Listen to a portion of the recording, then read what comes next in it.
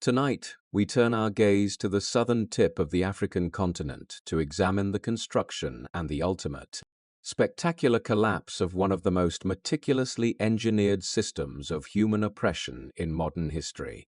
We ask you to leave behind the noise of the present, step into the dark, fractured aftermath of the Second World War, and observe a nation that decided to swim violently against the undeniable tide of human history.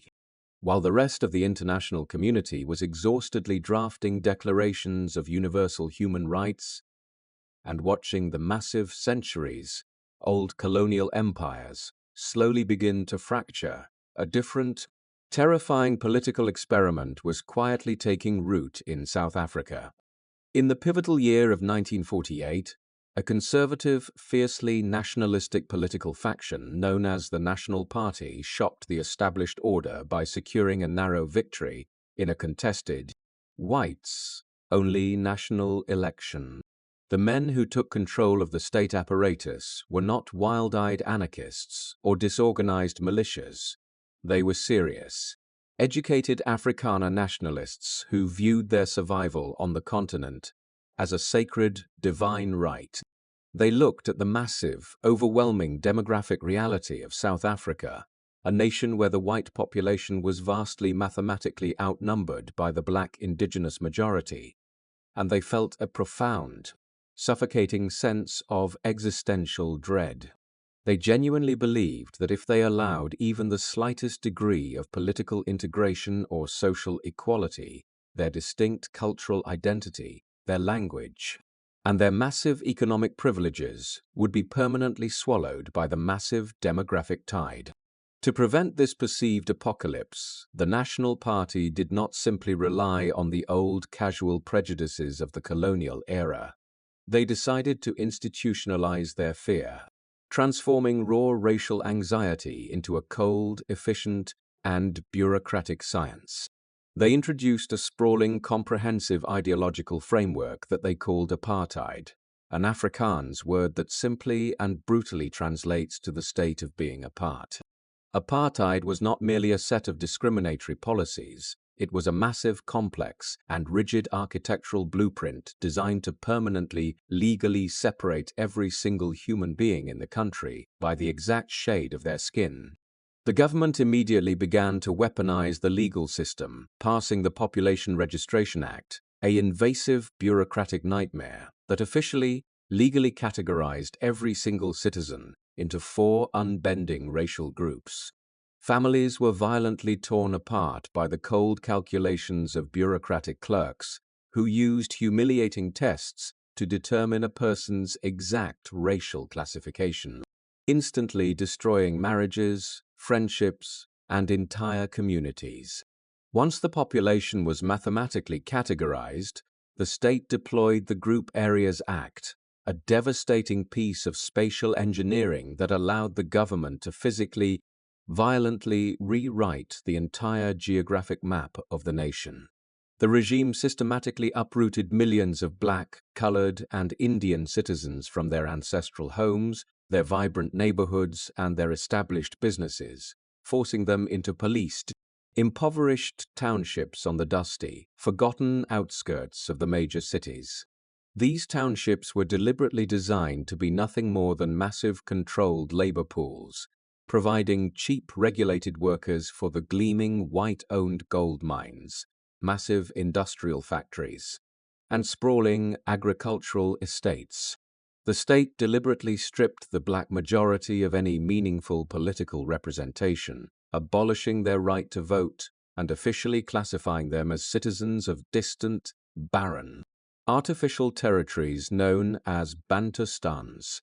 This was an act of breathtaking, massive administrative violence, essentially rendering millions of indigenous people legally stateless within the very borders of the country their ancestors had inhabited for centuries.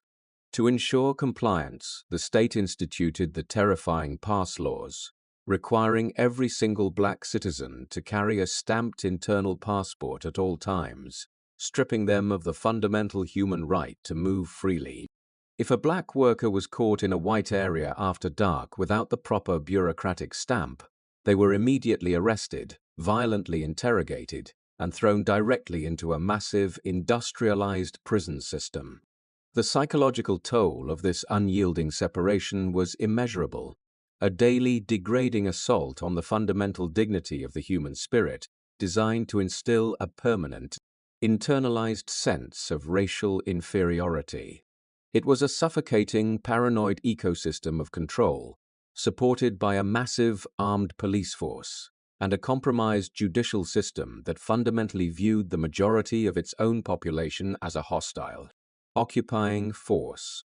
But to truly understand how this abhorrent system managed to survive and aggressively thrive on the global stage for nearly half a century, you have to look beyond the borders of South Africa and examine the freezing, paranoid geopolitics of the Cold War.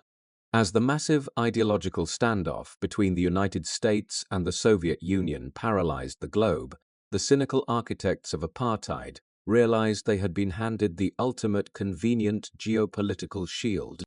The regime in Pretoria actively, aggressively marketed itself to the capitalist powers of the West as a vital, armed, and reliable fortress of anti-communism on the volatile African continent. They pointed to the massive strategic sea routes wrapping around the Cape of Good Hope and the vast necessary reserves of uranium, gold, and platinum buried beneath their soil. And they made a cold, calculated transactional offer to Washington and London. They essentially promised to keep the vast, mineral-rich southern tip of Africa free of Soviet influence, provided the Western democracies politely looked the other way while they systematically crushed the human rights of millions of indigenous people. For decades, this cynical, effective geopolitical gambit worked flawlessly, shielding the apartheid regime from meaningful international sanctions and allowing them to build one of the most powerful, mechanized military machines in the Southern Hemisphere. The Afrikaner government essentially constructed a massive fortified titanium cage around the country, locking the overwhelming majority of the population inside an inescapable, legally unassailable nightmare of total subjugation. They assumed that their overwhelming military superiority, their sophisticated surveillance networks, and their monopoly on state violence would be more than enough to maintain this unnatural, mathematically impossible social order indefinitely. They believed that they had successfully frozen history, creating a perfect, permanent utopia for the white minority, while permanently burying the political aspirations of the black majority under mountains of oppressive, impenetrable legislation. But when a state relies on unyielding pressure to control a massive, resentful population, they are not building a stable society. They are blindly constructing a massive, explosive geopolitical pressure cooker. The deep, invisible fractures in the bedrock of this meticulously engineered fortress were already quietly beginning to form, driven by the profound, unstoppable friction of millions of human beings who simply refused to be permanently erased. And as the heavy iron doors of the apartheid state slammed shut in the early 1950s, extinguishing the last flickering lights of peaceful legal dissent, the regime was unaware of the specific, dangerous catalyst that was already moving toward them. They had built their massive, sophisticated cage to hold a population of compliant, terrified subjects, failing to realize the deep fundamental truth that oppression invariably manufactures its own destruction. Into this volatile, policed and terrified urban landscape arrived a young, educated, and proud man from the deep, rural valleys of the Eastern Cape. He stepped out onto the crowded, dusty, and intensely segregated streets of Johannesburg, carrying the deep, unbending dignity of a royal lineage, yet unaware of the massive, mechanized machinery of state violence that was already calculating his exact position. To truly understand the geopolitical earthquake that Nelson Mandela eventually became, one must first look at the traditional, structured world he deliberately chose to abandon. He was born into the rolling, ancient hills of the Transkei in 1918, carrying the birth name Rolihlahla, a beautifully prophetic Xhosa word that colloquially translates to pulling the branch of a tree, or more simply, troublemaker. His early reality was not defined by the metallic roar of urban industry or the suffocating bureaucracy of white supremacy, but by the strict, rhythmic hierarchies of the Thembu royal household. When his father, a proud local chief who had famously defied a British magistrate, passed away, the young boy was taken in as a ward of the acting Thembu regent, Chief Jongintaba Dalindibo. Mandela was relocated to the Great Place at Mkhekezweni, a organized provincial capital of the Thembu people, where he was quietly groomed for a life of comfortable, localized aristocratic privilege. It was here, sitting quietly in the dust at the edge of the tribal council meetings, that he absorbed a profound lesson in political governance that would shape his entire global strategy decades later. He watched the regent listen to hours of fierce, critical debate from his subjects without ever interrupting, waiting until every single man had spoken before offering a carefully synthesized consensus. Mandela learned that a leader is fundamentally akin to a shepherd, quietly directing his flock from behind, allowing the most nimble to go ahead while the others follow, unaware they are being guided from the rear. This was a world of profound dignity, ancient legal customs, and absolute belonging, a secure environment that promised him a respected, predictable future as a royal counselor. But the strict traditions of the royal court also demanded absolute obedience. And in 1941, the regent unilaterally arranged a marriage for Mandela and his own son, Justice.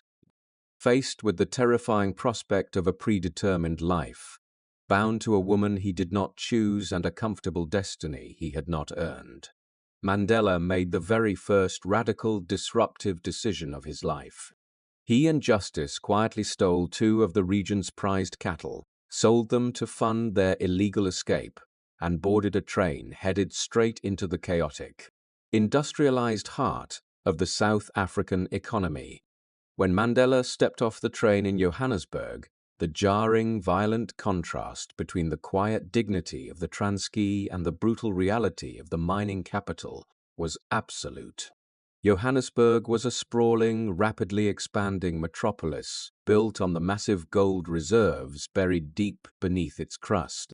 A city whose entire architecture was designed to violently extract wealth using cheap, controlled black labor.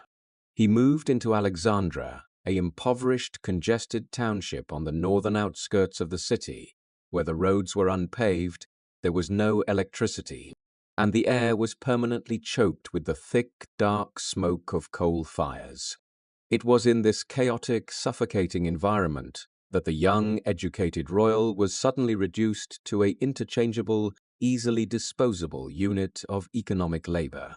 He experienced the terrifying daily reality of the police raids, where armed white officers would kick down the tin doors of the township in the middle of the night, demanding to see the restrictive internal passports that all black citizens were legally required to carry.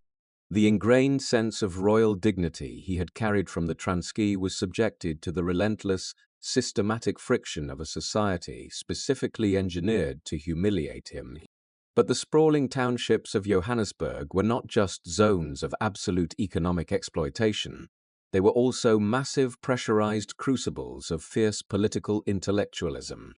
It was here that he met Walter Sisulu, a brilliant, self-educated real estate agent and dedicated political activist who immediately recognized the incredible potent potential of the tall, articulate young man from the Transkei. Sisulu became Mandela's most crucial, trusted lifelong mentor, immediately opening doors that were permanently closed to the vast majority of black citizens in the segregated city.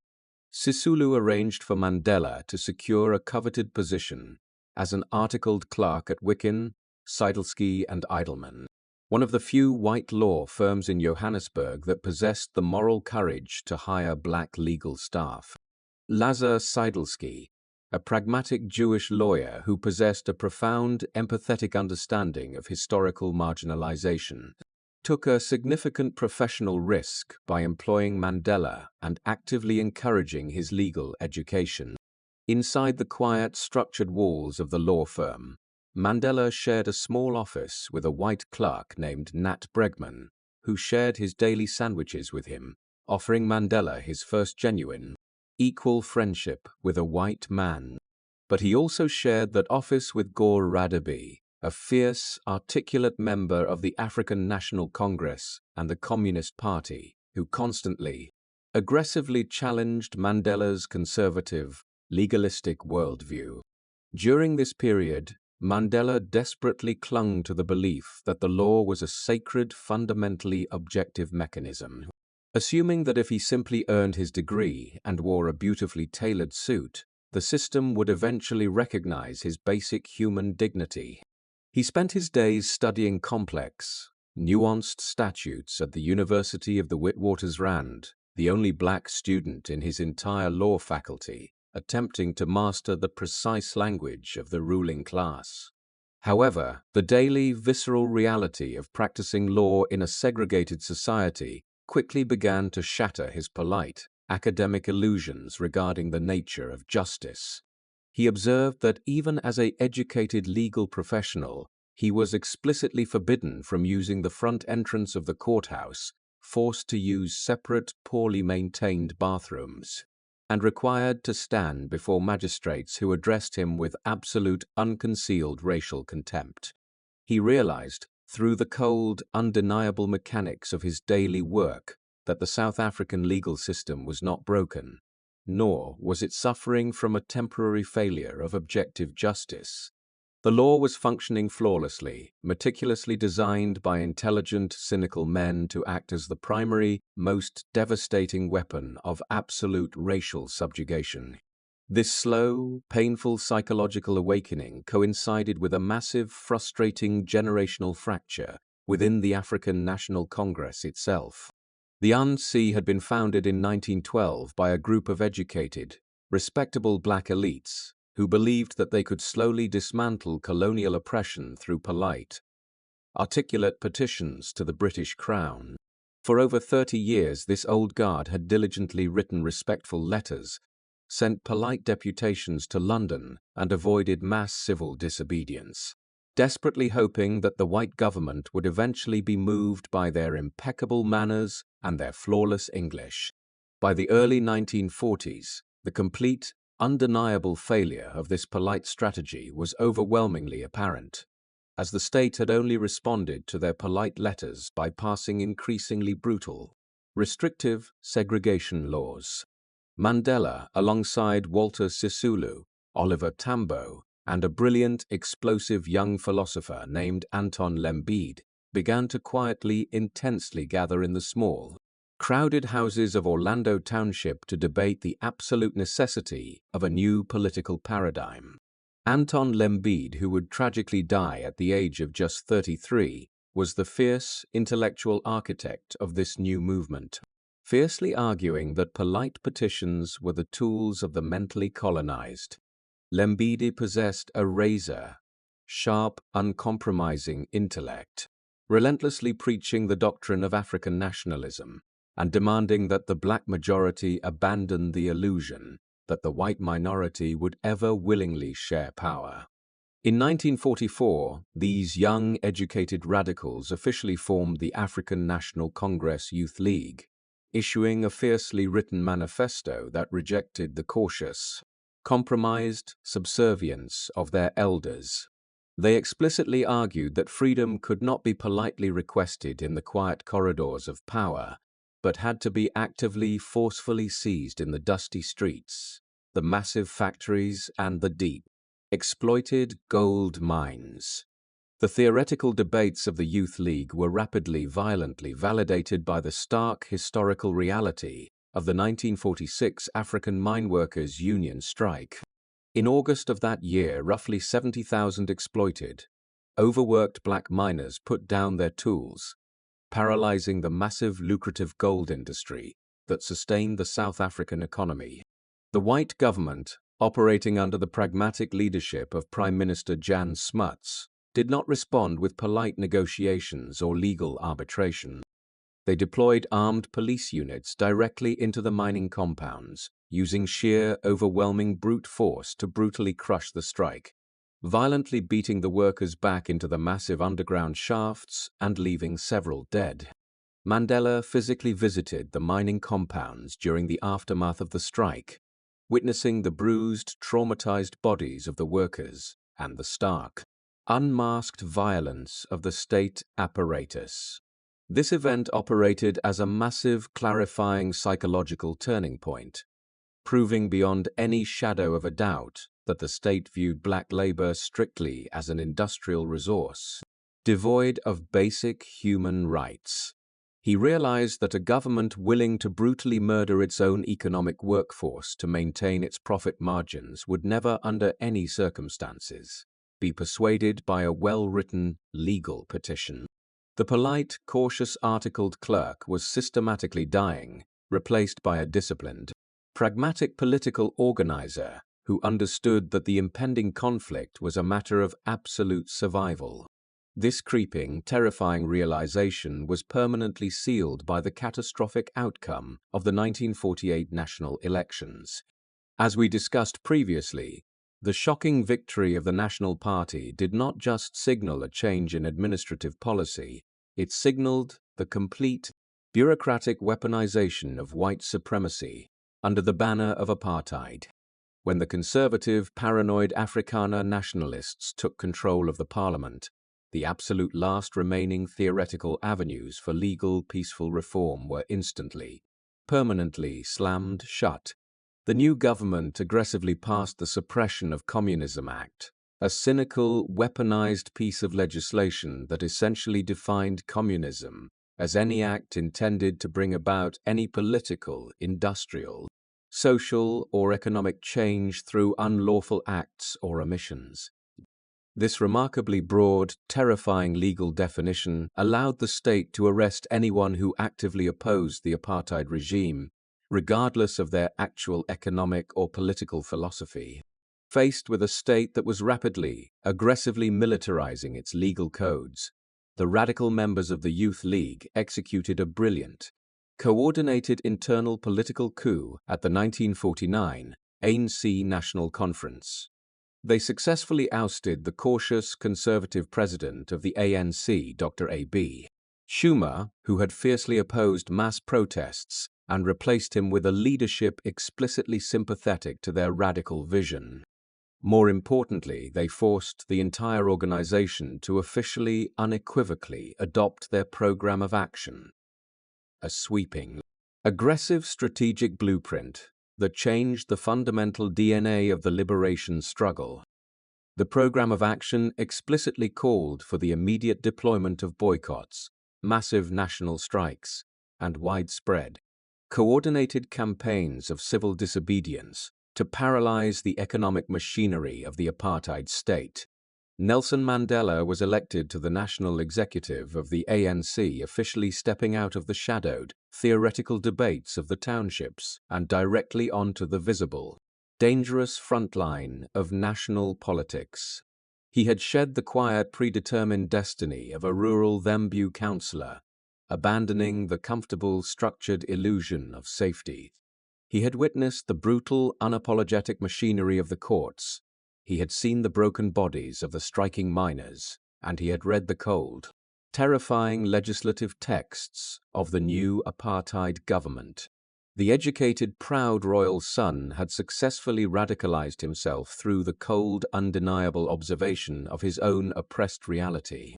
He stood at the absolute forefront of a newly energized, mobilized organization, fully prepared to launch a massive, peaceful campaign of civil disobedience against the most powerful, armed state on the African continent.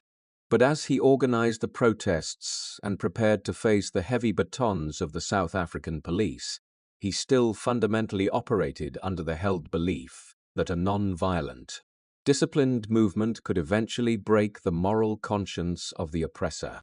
He had accepted the necessity of mass disruption, but he had not yet accepted the necessity of spilling blood, a profound moral boundary that the apartheid state was already quietly, methodically preparing to violently obliterate. Even as the African National Congress fully embraced the aggressive strategies of the Programme of Action in the early 1950s, Nelson Mandela continued to operate under the ingrained, structured belief that the South African legal system could be used as a shield. To practically execute this strategy, Mandela and Oliver Tambo established the very first black-owned law practice in the country, securing a small, congested office on the second floor of Chancellor House, located directly across from the Johannesburg Magistrates Court. The law firm instantly became a massive, desperate focal point for thousands of black citizens who were caught in the crushing, daily bureaucracy of the apartheid state. Facing eviction, police brutality, and the endless, terrifying enforcement of the pass laws, Mandela spent his days wearing immaculately tailored suits, standing before white magistrates in segregated courtrooms, using his precise, sophisticated grasp of the law to secure small, tactical victories for his oppressed clients. However, the state quickly recognized that the massive, organized civil disobedience campaigns led by the ANC required a different, administrative form of suppression, one that did not rely on batons, but on the paralyzing weight of endless legal bureaucracy. In December of 1956, the South African Security Police executed a massive coordinated nationwide raid, arresting Mandela and 155 other senior leaders of the liberation movement, charging them all with high treason.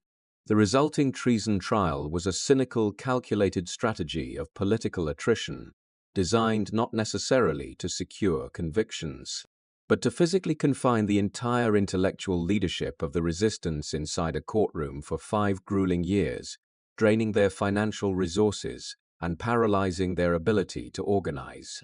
While Mandela and the old guard of the ANC were trapped behind desks, cross-examining state witnesses, a volatile ideological fracture occurred within the liberation movement, driven by a younger, impatient generation of activists who felt the ANC was far too cautious.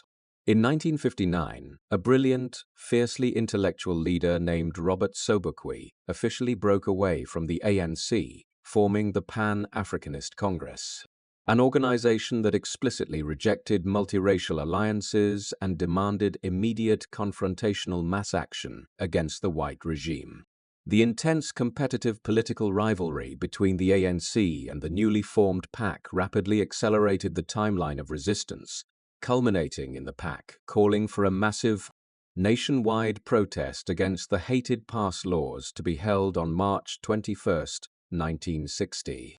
On the morning of the protest, roughly 7,000 black South Africans marched to the local police station in the township of Sharpeville, openly offering themselves up for mass arrest to deliberately overwhelm the entire penal system of the state. The crowd was unarmed, composed of men, women, and children who lacked any centralized military command, relying on the sheer, undeniable weight of their numerical presence to make their political point. The local police, heavily outnumbered and infected by the acute, normalized racial paranoia of the apartheid state, lined up behind the wire fences of the compound, resting their loaded Lee Enfield rifles and Sten submachine guns against the armored hulls of their Saracen vehicles. At exactly 15 minutes past 1 in the afternoon, a minor scuffle broke out near the front gate, and without any formal order to engage, the police opened fire directly into the densely packed crowd.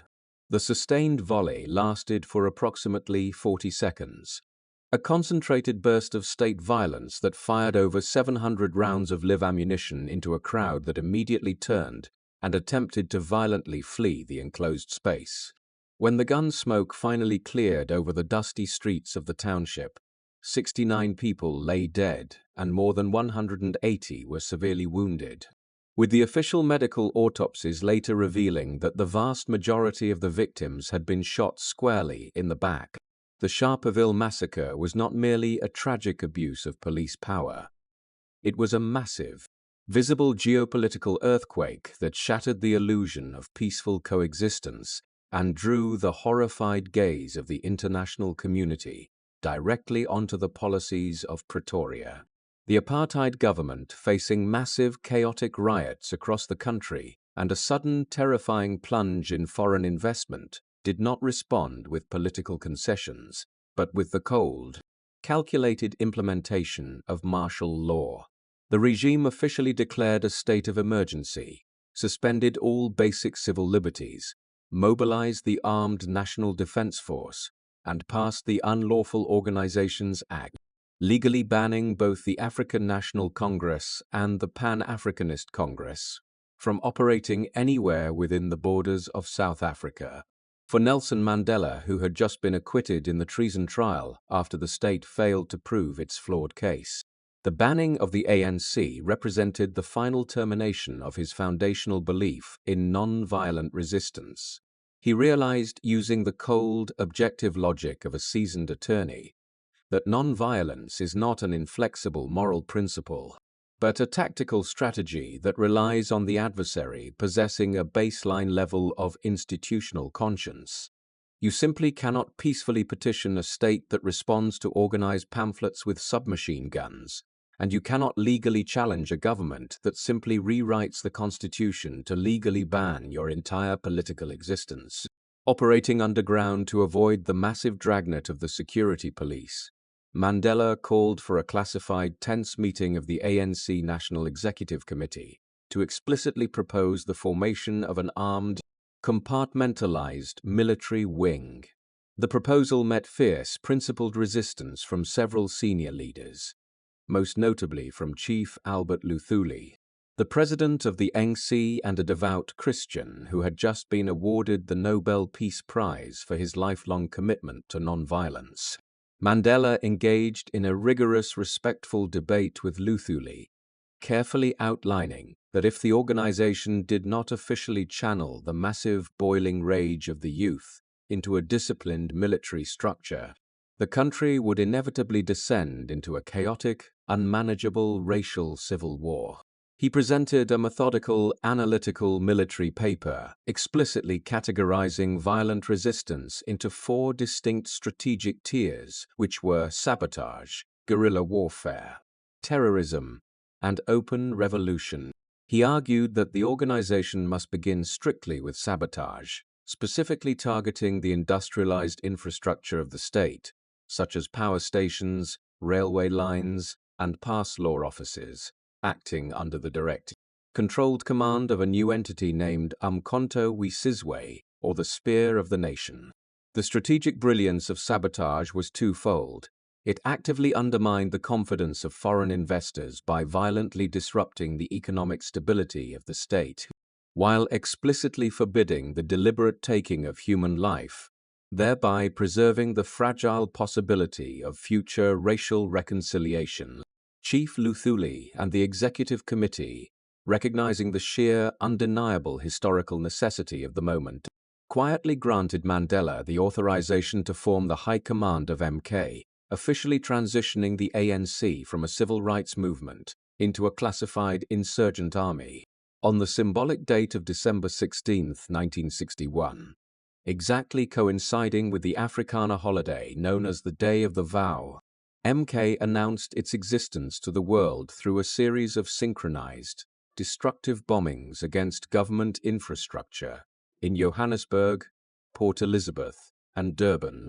The explosions shattered the quiet, policed illusion of white security, proving beyond a shadow of a doubt that the black majority possessed both the technical capability and the organized logistical infrastructure to strike directly at the economic heart of the regime. With the police launching a massive, desperate manhunt to capture the leadership of the new military wing, Mandela was forced to permanently abandon his family, severing his ties to his previous life and submerging himself in the dangerous, paranoid world of the underground resistance. He became invisible to the state, adopting a series of effective physical disguises, most notably wearing the standard, stained blue overalls of a common chauffeur. A brilliant psychological tactic that exploited the racist assumption of white police officers who ignored the presence of black domestic workers. The press quickly dubbed him the Black Pimpernel, publishing sensationalized reports of his daring, narrowly executed escapes as he moved from safe house to safe house in the dead of night, leaving a trail of frustrated security agents in his wake. However, Mandela understood that launching a few isolated sabotage operations would not permanently dismantle the massive, armed infrastructure of the apartheid state, and that Umkhonto Sizwe desperately needed money, weapons, and advanced military training to survive. In early 1962, operating under the alias of David Motsamai, Mandela was quietly smuggled out of South Africa, crossing the patrolled border into Bechuanaland before flying northward to attend the Pan-African Freedom Movement Conference in Addis Ababa. He spent months traveling across the newly liberated nations of the African continent, holding classified meetings with sitting presidents in Senegal, Guinea, and Liberia, desperately attempting to secure the massive financial and logistical resources required to build a covert army from scratch. His most crucial strategic education occurred in the dusty border towns of Morocco, where he embedded himself with the commanders of the Algerian National Liberation Front, an experienced guerrilla force currently in the final stages of a brutal, successful war of independence against the French Empire. The Algerian commanders explicitly taught Mandela that a guerrilla army can never hope to match the sheer industrialized firepower of a conventional state military, and must therefore rely on the disciplined support of the local civilian population to survive. He spent his evenings in quiet, guarded military compounds in Ethiopia, diligently studying the dense, complex military treatises of Karl von Clausewitz and Mao Zedong, learning the meticulous, mathematical logistics required to move troops, secure supply lines, and manufacture explosive ordnance in the field. He practiced firing heavy infantry rifles and learned how to construct volatile explosive devices, transitioning his intellect from the precise interpretation of legal statutes to the cold, pragmatic mechanics of asymmetric warfare. Yet, despite his successful diplomatic tour, the geopolitical reality of the African continent severely limited the actual military hardware he could secure, forcing him to recognize that the liberation of South Africa would be a long, exhausting internal struggle. In July of 1962, possessing a wealth of new military theory, but very few actual weapons, Mandela secretly crossed back over the guarded South African border. Intent on reporting his classified findings directly to the underground ANC leadership, he quietly made his way down to the coastal province of Natal, holding a tense, secretive briefing with Chief Albert Luthuli, confirming that the rest of the continent stood behind their struggle, but that the actual war would have to be fought and financed from within. On the quiet Sunday afternoon of August 5, 1962, Mandela was sitting in the passenger seat of a dark Austin Westminster, disguised in his standard blue chauffeur's dustcoat, riding alongside a white communist theater director named Cecil Williams. They were driving along a scenic, unassuming stretch of rural highway near the small town of Howick, returning to Johannesburg under the strict assumption that their movements remained undetected by the state security apparatus. As the vehicle navigated a sweeping curve in the road, an armed Ford V8 Interceptor belonging to the South African security police suddenly materialized in the rearview mirror, quickly overtaking them and aggressively forcing their car to the side of the road. The police officers who stepped out of the Interceptor did not stumble upon this specific vehicle by sheer luck, nor were they acting on a routine traffic violation.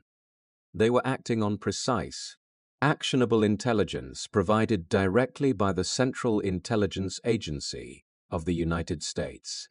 The American intelligence apparatus, operating under the paranoid, rigid geopolitical logic of the Cold War, viewed the African National Congress not as a legitimate liberation movement fighting against racial tyranny, but as a dangerous, destabilizing proxy for the expansion of global communism. A CIA operative named Donald Rickard had acquired the exact details of Mandela's classified travel itinerary, likely through a network of paid informants operating within the diplomatic circles of Durban, and passed the intelligence directly to the apartheid security branch. The United States government effectively made a cold, calculated geopolitical decision, prioritizing the containment of perceived Soviet influence over the fundamental human rights of the black majority, directly handing the apartheid regime its most sought-after fugitive. Mandela, realizing instantly that his constructed illusion of disguise had failed, quietly stepped out of the vehicle, offering no physical resistance to the armed officers who immediately surrounded him. He was quickly handcuffed, pushed into the back of a police vehicle, and driven toward the massive, fortified prison complexes of Johannesburg, officially ending his brief, romanticized tenure as the elusive Black Pimpernel. He did not know it as the heavy metal doors of his holding cell slammed shut, severing his physical connection to the outside world, but he had just taken his very last breath as a free man for the next 27 years. The apartheid state believed they had achieved a massive, decisive tactical victory, assuming that by cutting the head off the snake, the newly formed military wing would collapse into disorganized, ineffective chaos. They intended to charge him with the relatively minor crime of leaving the country without a valid passport and inciting workers to strike, unaware of the massive, sensitive documents that still lay hidden deep within the underground safehouses of the ANC. The capture of Nelson Mandela at Howick was not the end of the resistance, but rather the critical, dangerous prologue to a massive intelligence failure that was about to expose the entire high command of Umkhonto Sizwe. As he sat alone in the cold, isolating silence of his prison cell, mentally preparing to face the magistrates he used to legally challenge, the state security police were already quietly planning a massive coordinated raid on a quiet, unassuming farm on the rural outskirts of Johannesburg. The true battle between Nelson Mandela and the apartheid regime was no longer going to be fought in the dusty streets or the dark, explosive shadows of the railways. It was about to be dragged into the glaring, terrifying spotlight of a courtroom designed specifically to hang him by the neck. While Mandela was quietly serving a 5-year sentence for incitement and leaving the country illegally, the classified operational command of Umkhonto Sizwe remained active on the sprawling, affluent outskirts of Johannesburg. They operated out of a quiet 28-acre property known as Lily's Leaf Farm, located in the conservative white suburb of Rivonia, a brilliant geographical disguise that hid the core of the black resistance in plain sight.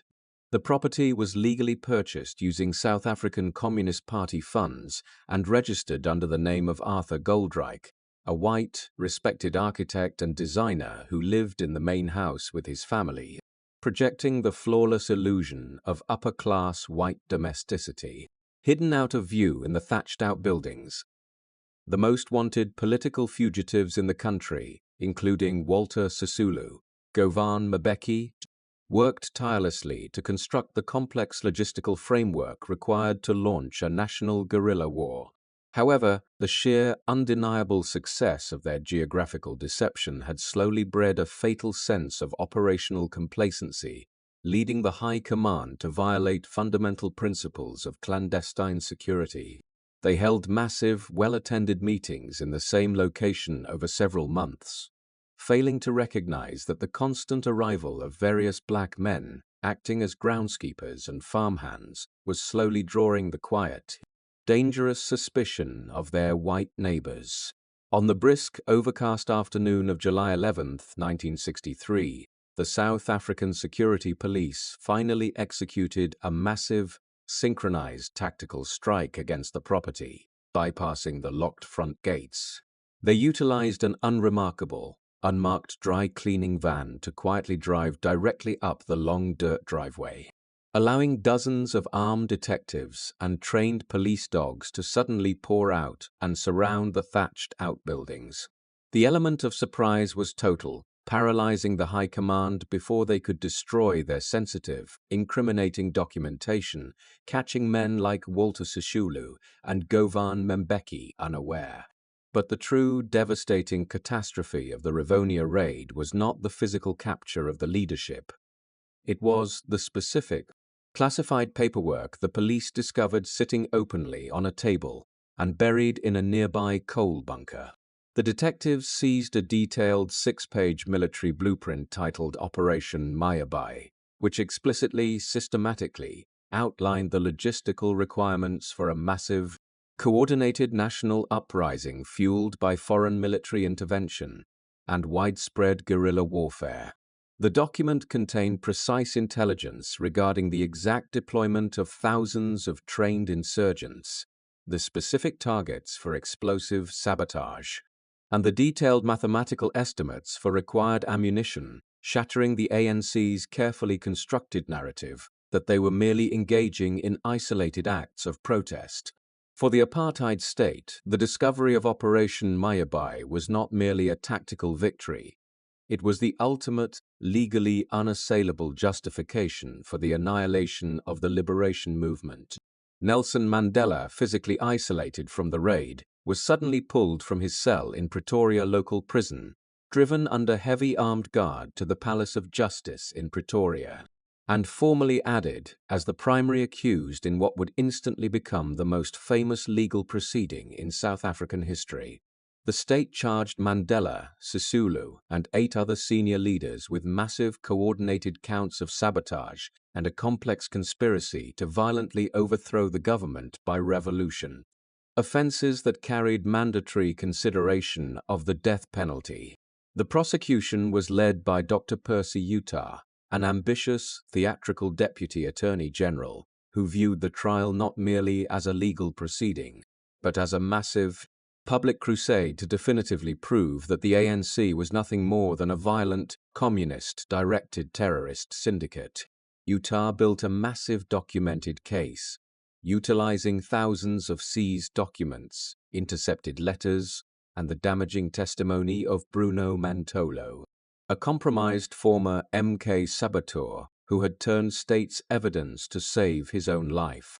The defense team was led by Bram Fischer, a brilliant, respected Afrikaner lawyer who possessed an aristocratic legal pedigree while secretly, dangerously operating as the underground chairman of the South African Communist Party. Fischer and his legal team sat down with Mandela and the other accused in the cold, guarded holding cells below the courtroom to conduct a grim, pragmatic review of their legal standing.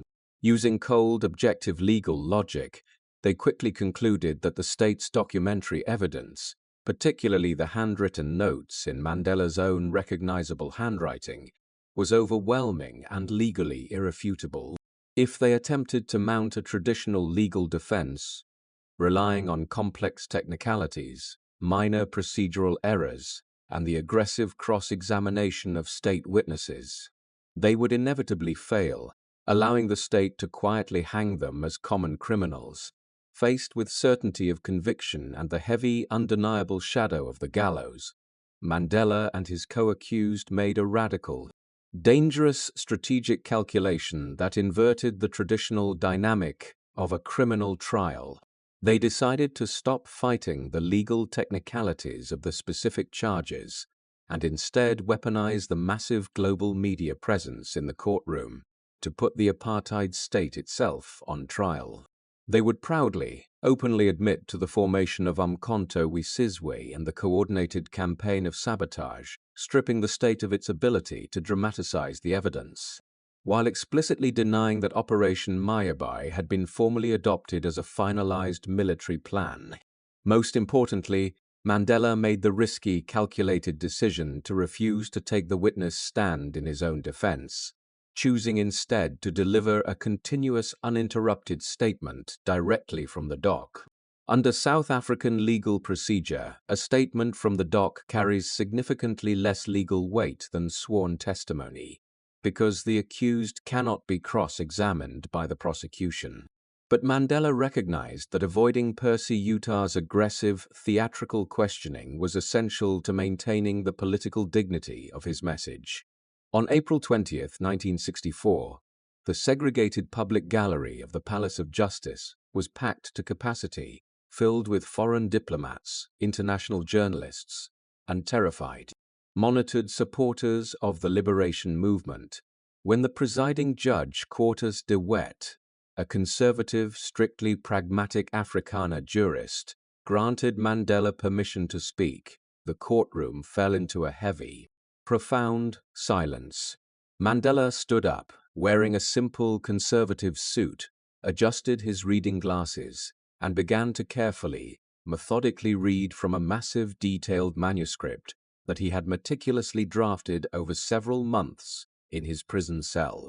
He did not plead for his life, he did not offer any legal apologies for his actions, and he refused to cater to the paranoid, racialized fears of the white public.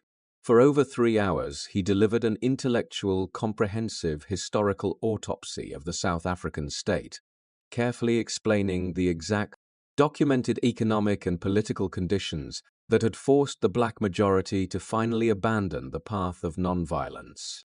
He methodically dismantled the state's claim that the ANC was a puppet of foreign communists, explicitly drawing educated parallels between their struggle and the Magna Carta, the Petition of Right, and the fundamental principles of Western parliamentary democracy. He argued that the true violence in South Africa was not the explosive sabotage of electrical pylons, but the daily bureaucratized destruction of human dignity, the tearing apart of families by past laws, and the systemic engineered poverty of the black townships. As he reached the final, anticipated page of his manuscript, Mandela put his papers down, took off his reading glasses, and looked directly, unblinkingly, at Judge de Wet, shifting his voice into a quiet, resonant register. He stated that he had dedicated his entire life to the struggle of the African people, that he had fought against white domination, and that he had fought equally against black domination. He declared that he cherished the ideal of a democratic and free society in which all persons lived together in harmony and with equal opportunities, establishing an inclusive, non-racial vision for the future of the country, and then delivering the specific calculated final sentence that would instantly immortalize him on the global stage. He stated that it was an ideal which he hoped to live for and to achieve, but if needs be, it was an ideal for which he was prepared to die. The delivery of those final words acted as a massive, visceral, psychological shockwave, paralyzing the courtroom and instantly transforming Nelson Mandela from a sought-after fugitive into an undeniable, globally recognized moral titan. He had essentially dared the apartheid state to hang him, brilliantly forcing the isolated regime into a complex, terrifying geopolitical corner. The transcript of his speech was instantly smuggled out of the courtroom, printed in major newspapers across London, New York, and Paris, generating a massive, organized global outcry that dwarfed the prosecution's carefully constructed legal narrative. The United Nations Security Council, facing immense pressure from the newly independent nations of the African continent, passed a rare, unified resolution explicitly demanding that the South African government immediately halt the trial and grant total amnesty to the accused. Massive, disruptive student protests erupted outside the South African embassies in Western Europe, and influential global labor unions began openly discussing the implementation of massive, crippling economic boycotts against the strategic ports of Pretoria. Behind the closed, guarded doors of the international diplomatic community, the governments of the United States and the United Kingdom, who were Pretoria's most vital economic trading partners, began applying immense, classified pressure on the apartheid regime to spare the lives of the leadership. They explicitly warned the South African government that publicly hanging Mandela and Sisulu would instantly transform them into global martyrs, sparking a massive, uncontrollable racial civil war that would destabilize the entire southern half of the African continent and threaten global gold supplies. On June 11, 1964, Judge Quartus de Wet returned to the fortified courtroom to deliver his final anticipated verdict, officially finding Mandela and 7 of his co-accused guilty on all 4 counts of major sabotage. The court was immediately adjourned until the following morning for the final sentencing phase, plunging the legal team, the accused, and their traumatized families into a terrifying, agonizing 24-hour period of suspense. That night in the holding cells, Mandela and Sisulu calmly, pragmatically prepared themselves for the gallows, fully expecting the state to prioritize deterrence over international diplomacy. When the court reconvened on the morning of June 12th, the heavy militarized police presence surrounding the Palace of Justice had sealed off the entire city block, preparing for massive, explosive riots in the event of a death sentence.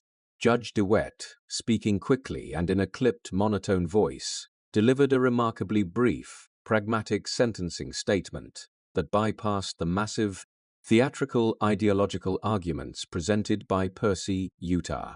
He explicitly stated that the crimes of which the accused had been convicted normally carried the supreme penalty of the law, but noted that the state had ultimately failed to prove that the guerrilla war had formally begun. Driven by a cold, calculated political logic and aware of the massive, explosive geopolitical consequences of a public execution, DeWitt announced that he had decided to grant leniency. He sentenced Nelson Mandela, Walter Sisulu, Govan Mbeki, and 5 others to life imprisonment, effectively removing them from the political chessboard without providing the liberation movement with the sacred, galvanizing blood of a martyred leadership. As massive, relieved sighs echoed through the public gallery, Mandela smiled calmly, offering a dignified, quiet nod to his terrified wife, Winnie, who was standing in the segregated upper balcony. The apartheid regime believed that by avoiding the death penalty and simply locking the high command away in total isolation, they had permanently solved their political problem, relying on the slow, grinding passage of time to erase their names from the public consciousness. Within hours of the final sentence, armed police units loaded the convicted men into a fortified military transport plane, flying them directly toward the cold, unforgiving waters of the Atlantic Ocean. They were being transported to an isolated, fortified penal colony, surrounded by treacherous currents and freezing waters, a place designed not merely to confine political prisoners, but to systematically, brutally break the human spirit. The spectacular, visible political theater of the courtroom was over, replaced by a dark, regimented war of psychological attrition, a silent, exhausting battle that was about to unfold in the brutal limestone quarries of Robben Island. When the heavy military transport plane finally touched down on the damp, secured tarmac of Cape Town, Mandela and his comrades were immediately shackled, loaded onto a heavily armed ferry, and transported across the freezing, shark-infested waters of Table Bay. Their destination was Robben Island, a bleak, wind-swept outcrop of rock that had been systematically utilized for centuries by successive colonial governments to isolate the unwanted. Serving previously as a leper colony, a mental asylum, and a military garrison, the apartheid state had recently completed a massive architectural repurposing of the island, transforming it into a maximum security political prison deliberately designed to physically and psychologically break the high command of the liberation movement. Upon arrival, the prisoners were marched through the heavy iron gates and instantly thrust into the cold, dehumanizing machinery of the apartheid penal bureaucracy, a system that relied on absolute spatial control to strip away human identity. Mandela was explicitly assigned to Section B, a small, heavily fortified concrete quadrangle isolated from the general prison population, specifically constructed to quarantine the top political leadership and prevent them from influencing the thousands of younger, newly convicted inmates. His physical universe was instantly reduced to a damp, freezing cell measuring exactly 7 feet by 7 feet, illuminated by a single low-wattage light bulb hanging from the ceiling that the warders refused to ever turn off. He was provided no bed, merely a thin sisal mat to place on the freezing concrete floor, and 3 inadequate woolen blankets that provided virtually zero insulation against the bitter, penetrating dampness of the Atlantic winter. Sanitation was weaponized as a daily psychological humiliation, with each prisoner issued a single cast iron bucket to serve as a toilet. requiring them to manually empty and scrub the buckets under the aggressive, mocking supervision of the white warders every morning. But the true, calibrated violence of Robben Island was not found solely in the thickness of its concrete walls. It was carefully embedded in the precise, daily administrative regulations designed to systematically infantilize the men. The penal system officially classified the Rivonia Trialists as Group D prisoners, the absolute lowest, most restricted tier of the prison hierarchy, legally permitting them only one tightly monitored half-hour visit and one heavily censored letter every 6 months. The state recognized that to break a political movement, they first had to attack the personal dignity of its leaders, a strategy flawlessly illustrated by the specific, racialized clothing protocols enforced during intake. Upon entering the facility, the colored and Indian political prisoners were immediately issued long trousers, while the black prisoners, regardless of their advanced age, their royal lineage, or their professional standing, were handed a pair of short canvas pants. In traditional African culture, as well as in the prejudiced colonial mindset, shorts were the specific, recognizable uniform of a young boy, a visual marker deliberately intended to enforce a psychological status of permanent subservience and immaturity. Mandela, operating with the cold, meticulous logic of a seasoned defense attorney, instantly recognized the psychological trap and refused to accept the shorts, demanding to see the commanding officer to formally lodge a procedural legal protest. For 2 tense, grueling weeks, he politely but relentlessly argued with the prison administration, utilizing the rigid, bureaucratic rules of the penal system against the warders themselves, essentially turning a pair of trousers into a massive constitutional battleground. The prison commander, frustrated by Mandela's articulate procedural defiance and desperate to avoid drawing the attention of visiting Red Cross inspectors, finally relented and quietly issued him a single pair of long trousers. However, Mandela recognized that accepting a specialized individual privilege would instantly create a hierarchical fracture within his own leadership structure, destroying the absolute unity that their survival depended upon.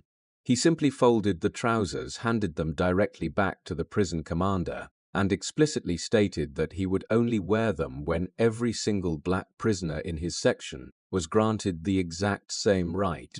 This quiet, specific minor victory set the operational template for his entire imprisonment, proving that even within an absolute totalitarian cage, the state could be forced to negotiate if the resistance remained disciplined, strictly logical, and unified. The state, realizing they could not easily shatter the minds of the leadership through bureaucratic isolation, decided to deploy the sheer, agonizing weight of forced physical exhaustion to break their political resolve. Every weekday morning, the men of Section B were marched out of their cells under heavy armed guard and forced to walk to a massive, blindingly white limestone quarry located directly at the center of the island. The prisoners were handed heavy iron pickaxes and instructed to hack away at the solid walls of the quarry, breaking the massive limestone blocks into smaller rocks, and then violently crushing those rocks into useless gravel. The labor was profoundly futile, an intentional exercise in Sisyphean torment, as the gravel they produced was essentially useless to the state infrastructure, serving only as a physical mechanism to drain the energy of the leadership. The physical environment of the quarry was hostile, acting as a massive, unshaded crater where the harsh summer sun beat down relentlessly, reflecting intensely off the pure white limestone to create a blinding, toxic glare. The warders explicitly forbade the prisoners from wearing any form of protective sunglasses, forcing them to stare directly into the blinding light for hours on end. A cruel regulation that permanently damaged Mandela's tear ducts and forever altered his vision. The fine, abrasive limestone dust constantly coated their lungs, choked their throats, and settled deep into the heavy, unwashed fabric of their prison uniforms. a daily physical degradation that the state assumed would inevitably crush their morale. But the apartheid security apparatus failed to understand the resilient, adaptable intellectual nature of the men they had locked inside the quarry, assuming that hard labor would simply produce silent, exhausted laborers. Instead of succumbing to the crushing despair of manual labor, the political prisoners quietly, methodically transformed the limestone crater into the most exclusive, rigorous educational institution in the entire Southern Hemisphere. They secretly named their new academic institution Makana University, quietly honoring a 19th-century Xhosa warrior and prophet who had also been imprisoned on the island for leading a massive military resistance against the British Empire. The leadership recognized that long-term survival required absolute mental discipline, so they structured the grueling hours in the quarry as an organized, invisible academic syllabus designed to rigorously educate the younger generations of incoming prisoners. While rhythmically swinging their heavy pickaxes, the men would quietly lecture to one another, seamlessly rotating the role of the professor based on their specific, specialized areas of professional and intellectual expertise. Walter Sisulu, drawing upon his massive encyclopedic memory, delivered detailed lectures on the complex, layered history of the African National Congress, ensuring the tribal and ideological origins of the movement were perfectly preserved. Govan Mbeki, a brilliant, educated Marxist scholar and former journalist, taught rigorous, complex courses on global economics, political theory, and the precise mechanics of historical materialism, analyzing the apartheid state purely through the lens of class struggle. Mandela utilized his formal legal education to teach nuanced courses on constitutionalism and jurisprudence, carefully explaining the exact structural differences between the flawed South African legal code and the fundamental principles of true Western democratic law. The warders, who were entirely uneducated, rural white men stationed on the island as a form of low-level civil service, failed to recognize that the prisoners were not simply engaging in idle chatter to pass the time. They were actively, meticulously training the future governing cabinet of a democratic South Africa, utilizing the sheer, unrelenting pressure of the state's own prison to forge an unbreakable, unified political intellect. It was during these long, exhausting hours in the quarry that Mandela executed his most profound, calculated strategic pivot of the entire liberation struggle, an intellectual decision that would fundamentally alter the geopolitical trajectory of the nation. He observed the white warders patrolling the edges of the quarry, noting that they were heavily armed, aggressive, and indoctrinated by the fierce, paranoid ideology of Afrikaner nationalism. Many of his comrades understandably viewed the warders as absolute irredeemable monsters, an entirely monolithic enemy that simply needed to be endured in silence, and eventually destroyed through armed revolution. But Mandela, drawing upon the deep, observant diplomatic training he had received as a young man at the Thembu royal court, recognized a far more complex, exploitable psychological reality beneath the surface of his captors.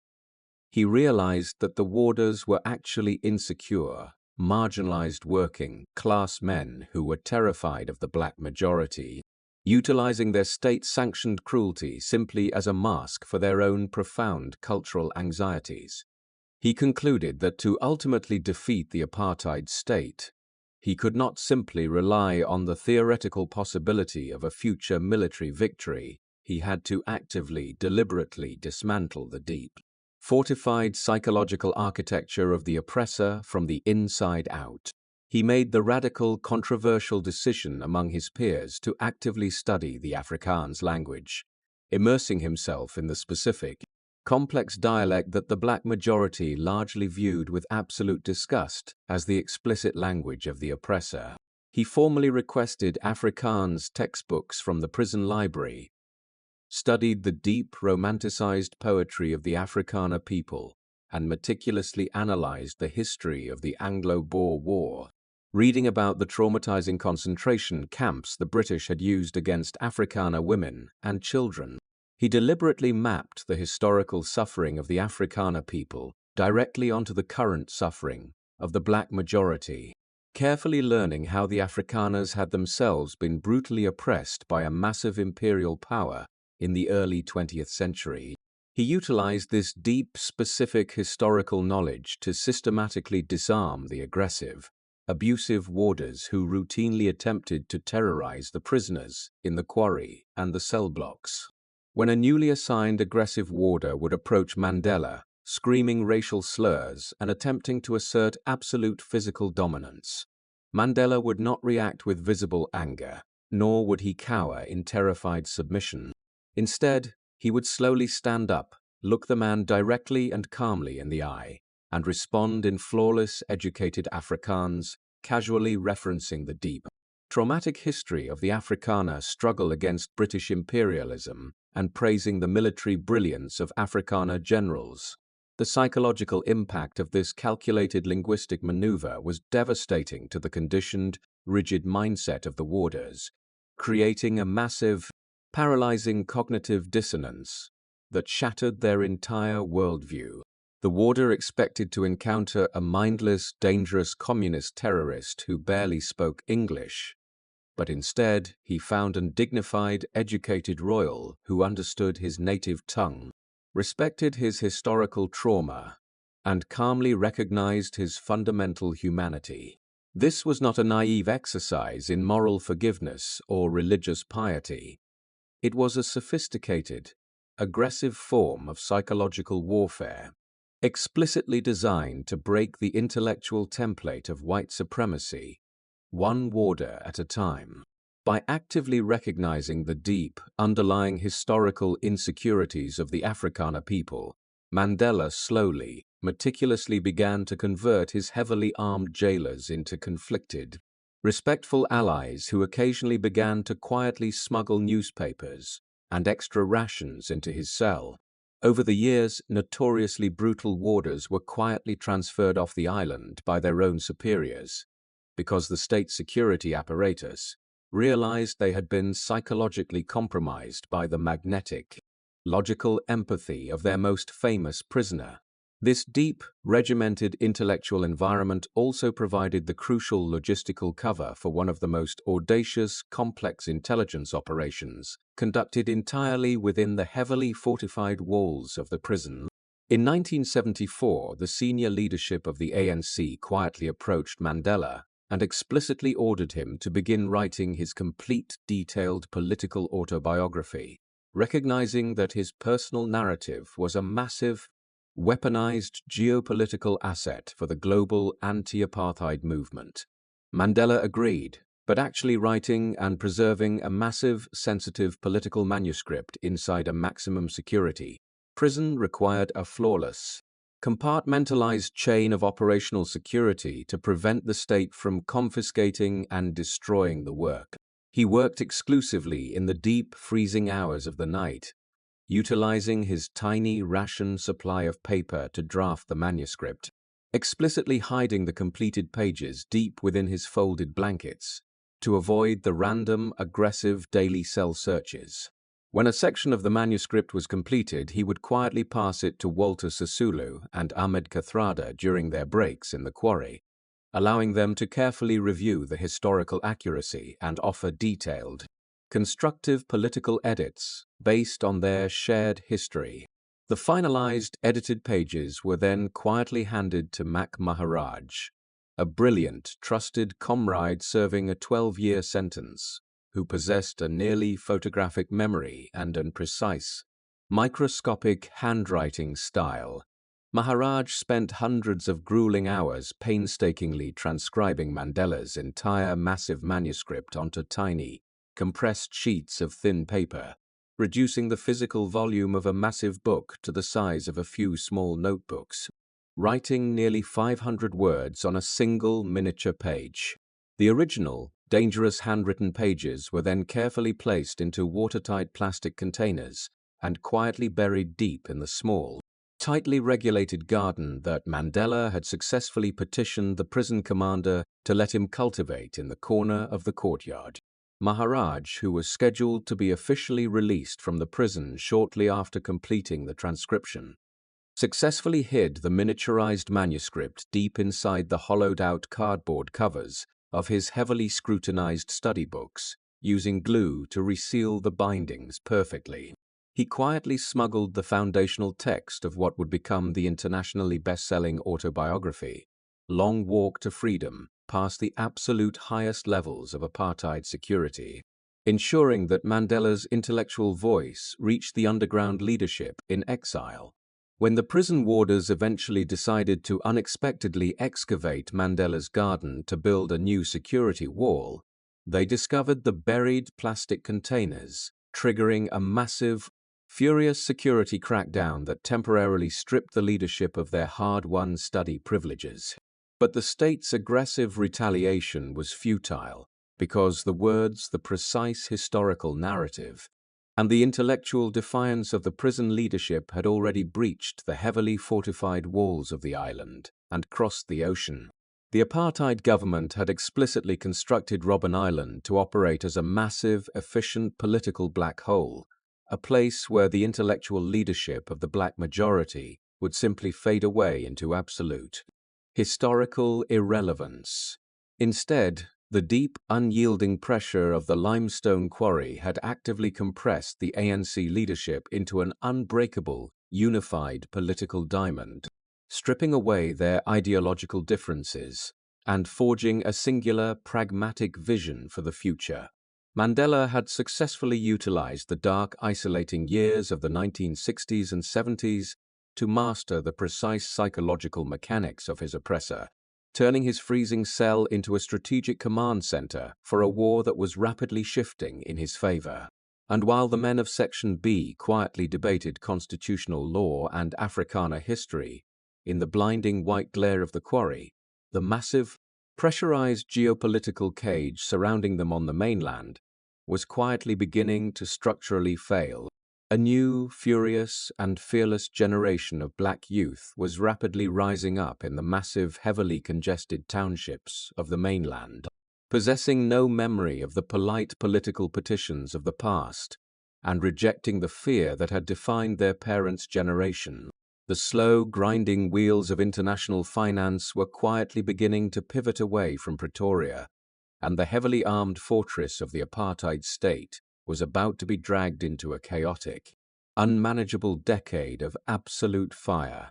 While the aging men of the Rivonia Trial quietly paced the dusty confines of the limestone quarry, the massive, engineered architectural fortress of the apartheid state on the mainland was beginning to experience deep, structural seismic tremors. The government in Pretoria had spent the 1960s basking in an artificial, heavily subsidized economic boom, generating immense wealth for the white minority while ignoring the profound, rapidly shifting demographic mathematics of the black townships. The state essentially viewed the massive, sprawling urban townships like Soweto not as permanent residential cities, but as temporary, regulated holding pens for cheap industrial labor, deliberately refusing to build adequate infrastructure, housing, or viable commercial centers.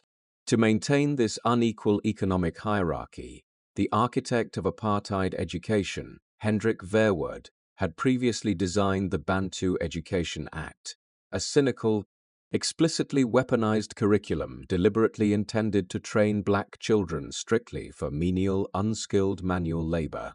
But the apartheid bureaucracy failed to understand that by severely compressing millions of marginalized, frustrated young people into poorly funded, heavily overcrowded township schools, they were actively constructing the largest, most volatile political pressure cooker in the nation's history.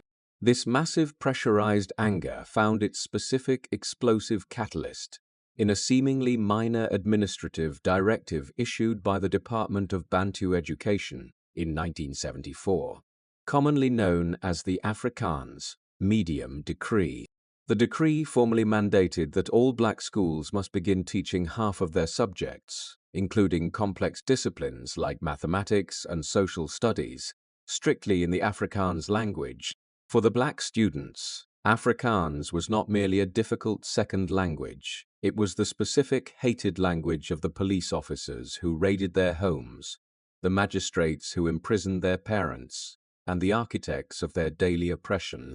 Forcing students to learn complex academic subjects in a language they barely understood was a calculated bureaucratic maneuver designed to artificially lower their graduation rates, permanently restricting their ability to enter the skilled labor market. On the freezing, crisp morning of June 16, 1976, an estimated 10,000 black students ranging from 12 to 18 years old walked out of their classrooms in Soweto, gathering in massive, organized columns to peacefully protest the decree. They marched through the dusty, unpaved streets of the township holding hastily constructed cardboard signs, lacking any formal weapons, driven by the intellectual, empowering philosophy of the Black consciousness movement, which had been popularized by the brilliant young activist Steve Biko. The heavily armed South African police, unaccustomed to facing massive, organized defiance from children, deployed heavily armored vehicles to block the students' path, forming a tight, aggressive tactical line near Orlando West High School. Without issuing a formal warning to disperse, and operating under the ingrained paranoid assumption that any black gathering was a precursor to violence, a police officer fired a tear gas canister directly into the crowd, followed almost instantly by the sharp, terrifying crack of live ammunition. A 13-year-old boy named Hector Pietersen was struck by a police bullet collapsing into the dusty street and bleeding profusely, an event that was immediately, flawlessly captured by a local photojournalist named Sam Unzima. Zima's harrowing, unforgettable photograph of a grief-stricken teenager carrying Pietersen's lifeless body, running desperately alongside the boy's screaming sister, was rapidly smuggled out of the country and instantly published on the front pages of major newspapers across the entire globe. The image shattered the sanitized, carefully managed public relations narrative of the apartheid regime, explicitly showing the international community that the South African state was willing to use heavy military ordnance to casually slaughter unarmed children. The massacre in Soweto did not terrorize the youth into submission. It acted as a massive, explosive spark that instantly ignited rolling, heavily destructive riots across hundreds of townships throughout the entire country.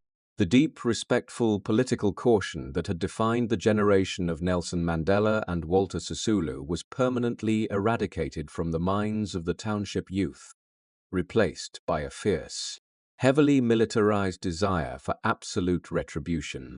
Thousands of radicalized teenagers, heavily hunted by the security branch and facing brutal interrogations, quietly fled across the heavily guarded northern borders of South Africa, actively seeking out the underground military training camps of Umkhonto and Sizwe operating in exile.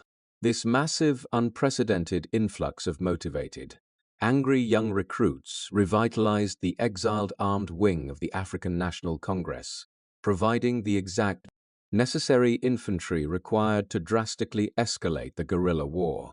At the exact same time, the internal stability of the townships was collapsing. The massive, strategic geopolitical buffer zone that had historically protected the northern borders of South Africa abruptly and violently disintegrated. For decades, the apartheid regime had relied on the massive, heavily militarized colonial presence of the Portuguese Empire in Angola and Mozambique to act as a physical, protective shield against the southward expansion of newly independent African nations. But in 1974, a sudden successful military coup in Lisbon known as the Carnation Revolution overthrew the Portuguese dictatorship, resulting in the rapid, chaotic abandonment of their vast African colonies. Almost overnight, the apartheid state found itself sharing massive, porous borders with newly established, fiercely anti-colonial Marxist governments in Angola and Mozambique, who were openly sympathetic to the liberation movements fighting Pretoria. The white government, terrified by this sudden, absolute collapse of their geopolitical firewall, underwent a massive, profound administrative restructuring, transferring the ultimate power of the state from civilian politicians directly into the hands of the military intelligence apparatus. The Minister of Defense, P.W. Botha, an aggressive, paranoid tactician who would soon become Prime Minister, instituted a sweeping, militarized doctrine known as the Total National Strategy, arguing that South Africa was facing a total coordinated communist onslaught. Under Botha's authoritarian leadership, the state essentially functioned as a massive classified military junta, utilizing the newly formed State Security Council to bypass the civilian parliament and manage the daily operations of the country through heavily armed executive decrees. To counter the perceived communist threat, the South African Defence Force launched massive, expensive cross-border military invasions directly into Angola, engaging in brutal, heavily mechanized proxy wars against Cuban troops and local insurgent factions. They also began secretly, heavily funding proxy rebel groups, like Renamo in Mozambique, deliberately initiating a destructive, destabilizing campaign of regional sabotage designed to cripple the infrastructure of their newly independent neighbors. This massive, aggressive regional militarization required a staggering expenditure of state capital, forcing the government to pour billions of rand into the domestic manufacturing of heavy armored vehicles, advanced fighter jets, and classified nuclear weapons programs. To staff this massive, continually expanding war machine, the state was forced to institute rigid, disruptive mandatory military conscription for every single white male citizen, physically draining the domestic economy of its most educated, vital workforce.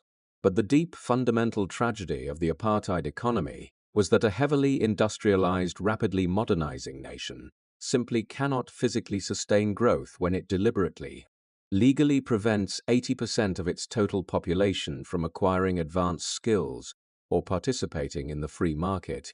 The regime had engineered a system that required vast amounts of cheap, heavily regulated, unskilled labor to mine gold, but forbade black citizens from becoming engineers, accountants, or corporate managers, thereby creating a massive, insurmountable structural ceiling on national productivity. The mining corporations, which had originally lobbied for the strict enforcement of migrant labor camps, now desperately realized that complex, mechanized modern mining technology actually required an educated, stabilized, permanent workforce. By the early 1980s, this flawed, contradictory economic mathematics began to severely catch up with the regime, as massive, heavily mobilized black labor unions began organizing crippling, expensive national strikes. The cost of maintaining the massive duplicative bureaucracy of apartheid, which required separate, heavily subsidized educational, medical, and administrative systems for 4 different racial groups, became mathematically impossible to sustain on a shrinking tax base. Faced with a rapidly decelerating domestic economy and the massive spiraling costs of the border wars, the South African government became dangerously reliant on massive, short-term foreign loans from major international banking conglomerates just to maintain basic liquidity. For decades, the titans of Western finance had quietly, pragmatically ignored the deep moral abhorrence of apartheid, attracted by the high interest rates and the perceived, heavily policed stability of the South African market.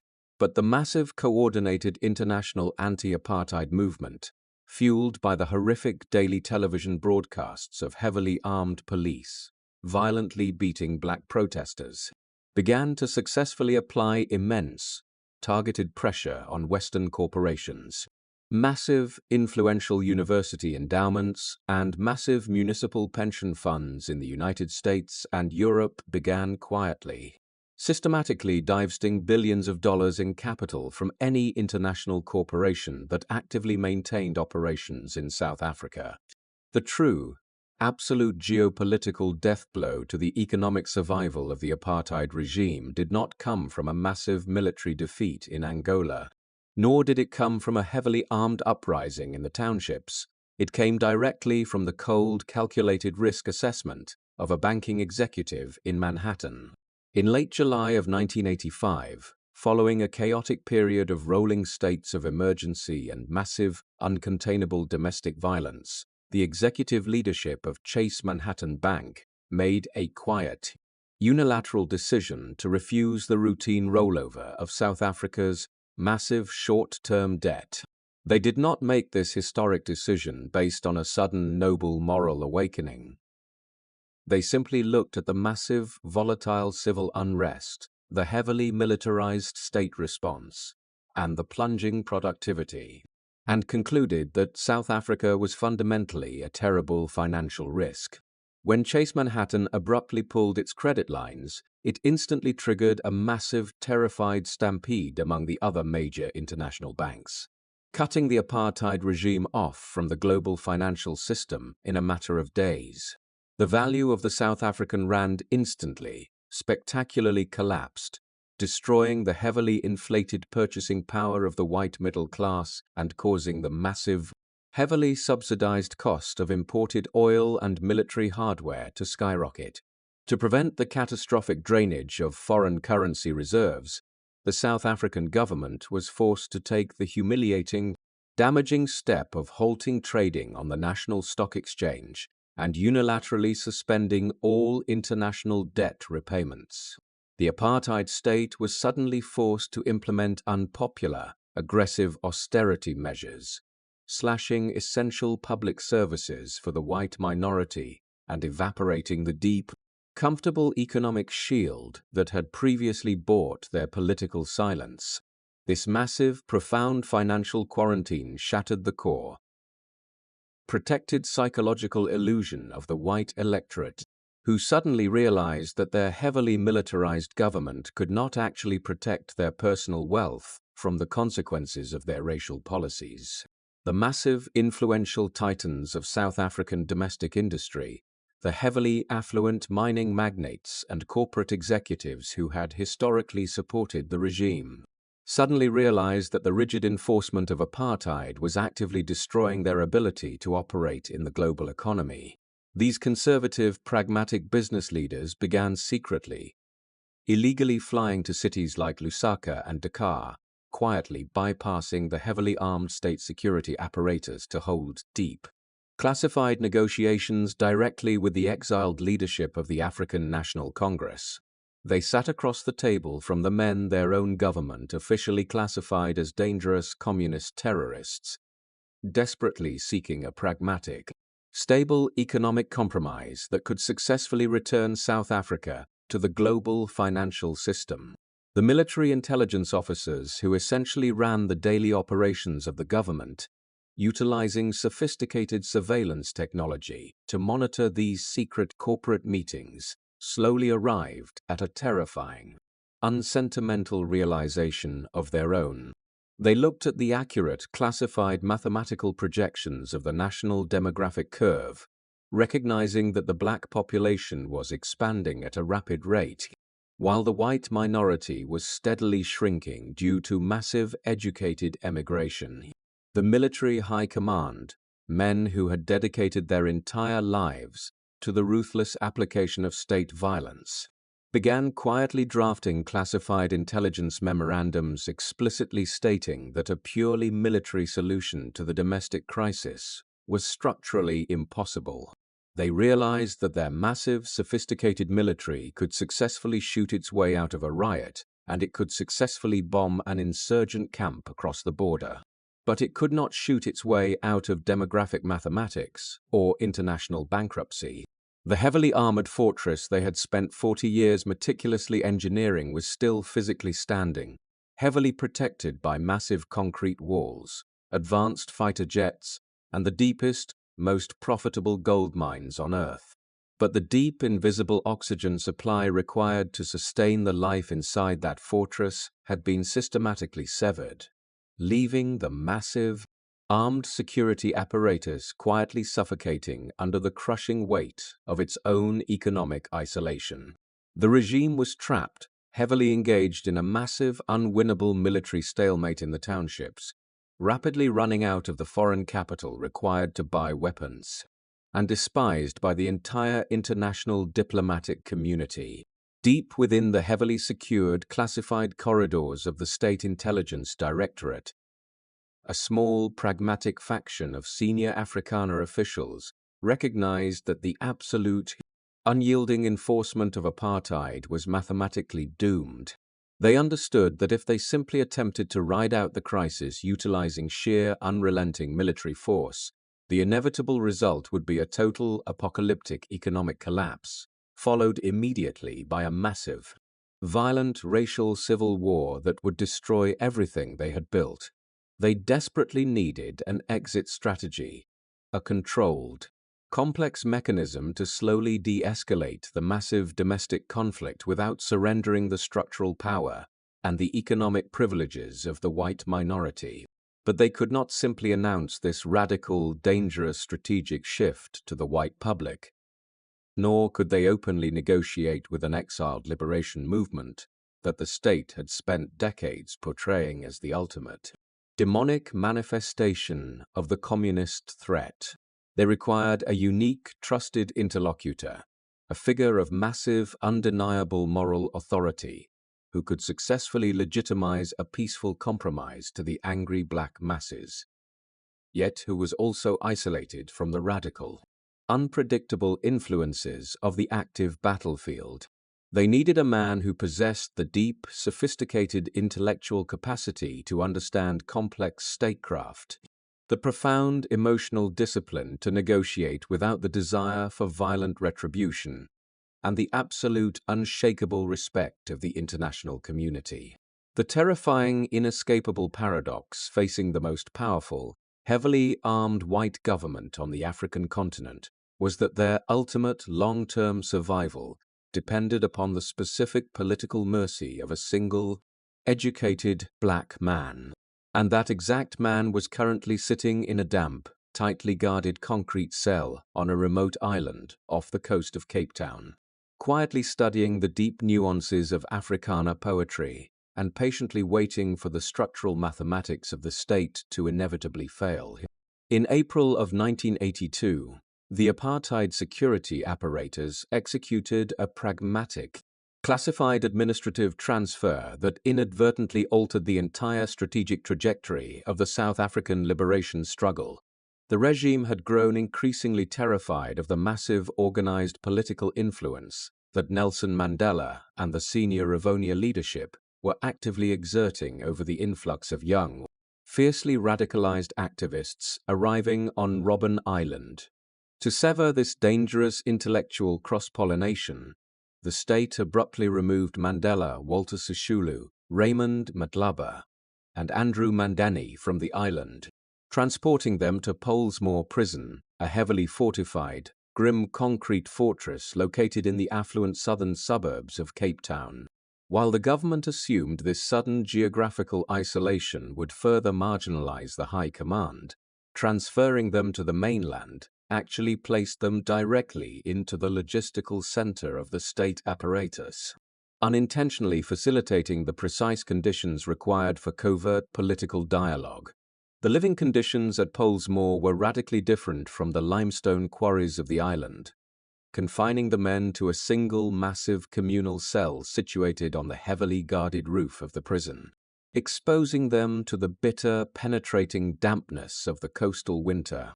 However, this new environment also provided an unprecedented, valuable strategic asset, allowing the prisoners to access uncensored daily newspapers, quietly monitor international radio broadcasts, and observe the massive, rapidly expanding civil unrest engulfing the townships directly from their barred windows. Mandela spent hours meticulously analyzing the financial sections of the white newspapers, observing the catastrophic plunge of the South African rand, the massive flight of foreign capital, and the desperate, heavily militarized responses of the state, slowly calculating that the regime was entering a period of profound structural vulnerability. This quiet, analytical observation period was suddenly interrupted in the winter of 1985, when Mandela developed an enlarged prostate gland that required immediate, specialized surgical intervention outside the heavily controlled walls of the prison system.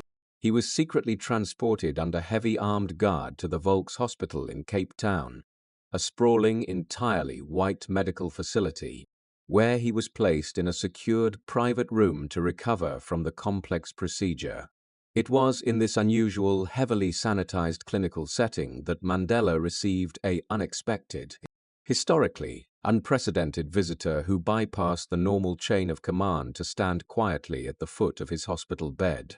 Kobe Coetzee, the South African Minister of Justice and a senior influential member of the ruling National Party, had arrived unannounced, acting on a quiet, pragmatic curiosity to finally meet the man the state had spent 2 decades demonizing as a ruthless communist terrorist.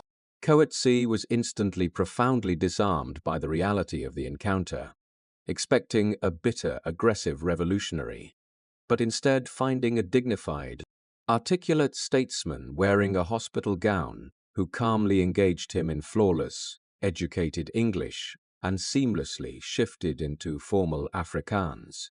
This brief, intensely polite hospital conversation operated as a massive psychological breakthrough for the apartheid regime, proving to a senior cabinet minister that the imprisoned leadership of the African National Congress possessed the precise intellectual sophistication required for complex, rational statecraft. The government desperately seeking a mechanism to alleviate the crushing pressure of international economic sanctions and the rolling, uncontainable violence in the townships, attempted to leverage this new dynamic by offering a cynical public political compromise. In January of 1985, President P.W. Botha stood before the White Parliament and officially announced that the state would formally release Nelson Mandela from prison, provided that he unconditionally rejected the use of violence as a political weapon and legally bound himself to the laws of the Republic. The apartheid state believed this offer was a brilliant, effective geopolitical trap, assuming that if Mandela refused, he would immediately appear to the international community as an unreasonable, violent fanatic. And if he accepted, he would instantly lose all moral credibility with the radicalized youth dying in the streets. Mandela recognized the trap with absolute, razor-sharp political clarity, refusing to accept a conditional freedom that required him to unilaterally disarm while the state retained its absolute monopoly on structural violence, deeply rooted segregation laws, and the banning of his political organization. He drafted a fierce, articulate rejection letter from his prison cell, quietly smuggling the document out to his daughter Zinzi, who boldly read his exact words to a massive, emotional crowd of over 30,000 supporters gathered at Jabulani Stadium in Soweto. Zinzi's voice echoed across the heavily policed stadium as she read her father's defining, uncompromising ultimatum, famously declaring that he could not and would not give any undertaking at a time when he and the people were not free, stating explicitly that only free men can negotiate. This massive public rejection fortified Mandela's absolute moral authority across the entire global anti-apartheid movement. But behind the closed, isolated doors of Pollsmoor Prison, the failed offer triggered a profound, controversial strategic realization in Mandela's mind. He applied his deep, disciplined legal training to thoroughly analyze Botha's parliamentary speech, understanding that a government operating from a position of absolute, unquestionable strength never publicly offers to release its most dangerous political enemy. Mandela realized that the apartheid regime was secretly bleeding, heavily exhausted by the massive economic strangulation of foreign banks, terrified by the demographic mathematics of the black majority, and actively, desperately searching for a politically viable exit strategy. He concluded that the historical moment required the liberation movement to quietly, carefully open a secret diplomatic channel directly to the government, transitioning the struggle from the bloody, unpredictable chaos of the streets into the controlled, disciplined arena of direct negotiation. However, Mandela faced a massive, complex internal political dilemma, aware that the African National Congress operated strictly on the absolute principle of collective leadership, requiring full consensus from the exiled executive committee in Lusaka before any strategic shift could be authorized. He knew with absolute terrifying certainty that if he formally proposed opening secret negotiations with the white government, his traumatized comrades, heavily battered by decades of state torture and assassination, would immediately, unequivocally veto the idea as a dangerous betrayal of the armed struggle. Drawing upon the profound, embedded lessons he had absorbed as a young man observing the Thembu region, Mandela made the most isolated, dangerous political decision of his entire life, breaking protocol to initiate the talks on his own. He reasoned that a true leader must sometimes step ahead of the flock, actively absorbing the massive risk of initiating an unpopular dialogue, knowing that if the negotiations failed, he alone would bear the absolute shame of the failure, shielding the organization from the political fallout. In the winter of 1986, without informing Walter Sisulu or Oliver Tambo, Mandela formally wrote a private classified letter directly to Kobe Coetzee, explicitly proposing the commencement of confidential, exploratory discussions regarding the future of the nation. The government cautiously accepted the proposal, officially transferring Mandela away from his comrades into a large, isolated suite on the ground floor of Pollsmoor, granting him the physical privacy required to conduct the most sensitive, heavily guarded diplomatic operation in the country. Coetzee quickly established a classified working group of senior state officials to manage the dialogue, deliberately assigning the operation to Dr. Neil Barnard, the brilliant, exceptionally cold, and fiercely intellectual head of the National Intelligence Service. Barnard was a committed Afrikaner nationalist, holding a doctorate in political science, who approached the negotiations not as a moral exercise in reconciliation, but as a rigid, complex intelligence operation designed to meticulously probe the psychological vulnerabilities of the ANC leadership. Over the next 3 years, Mandela was quietly, repeatedly smuggled out of his prison cell in heavily tinted, unmarked state vehicles driven through the quiet, affluent suburbs of Cape Town to attend dozens of secret meetings at heavily fortified intelligence safe houses. The atmosphere in these clandestine meetings was intensely bureaucratic, formal, and adversarial, acting as a massive psychological chess match between the most powerful intelligence director in the country and a man who had not breathed free air in a quarter of a century. Barnard constantly, aggressively pressed Mandela on 3 absolute non-negotiable demands from the apartheid government, explicitly requiring the ANC to formally renounce the armed struggle, officially break its effective political alliance with the South African Communist Party, and commit to the structural guarantee of white minority rights. Mandela countered these demands with absolute unyielding strategic discipline, utilizing his deep, sophisticated knowledge of Afrikaner history to calmly explain that the ANC would never abandon its most loyal communist allies, just as the Afrikaner nationalists had historically refused to abandon their own allies during the Anglo-Boer War. He expertly dismantled the state's demand to renounce violence by pointing out the deep, unassailable hypocrisy of a heavily militarized government demanding pacifism from the very people it routinely slaughtered in the townships, explicitly stating that the armed struggle was a defensive reaction, not a fundamental policy. Despite the massive, entrenched ideological differences, the sheer, undeniable intellectual rigor of the negotiations slowly forged a deep, pragmatic mutual respect between the state intelligence apparatus and the solitary political prisoner. Barnard and his team realized that Mandela was not a chaotic, bloodthirsty revolutionary seeking the violent annihilation of the white population, but a rational, sophisticated pragmatist who possessed the exact necessary authority to potentially enforce a ceasefire on the fractured liberation movement.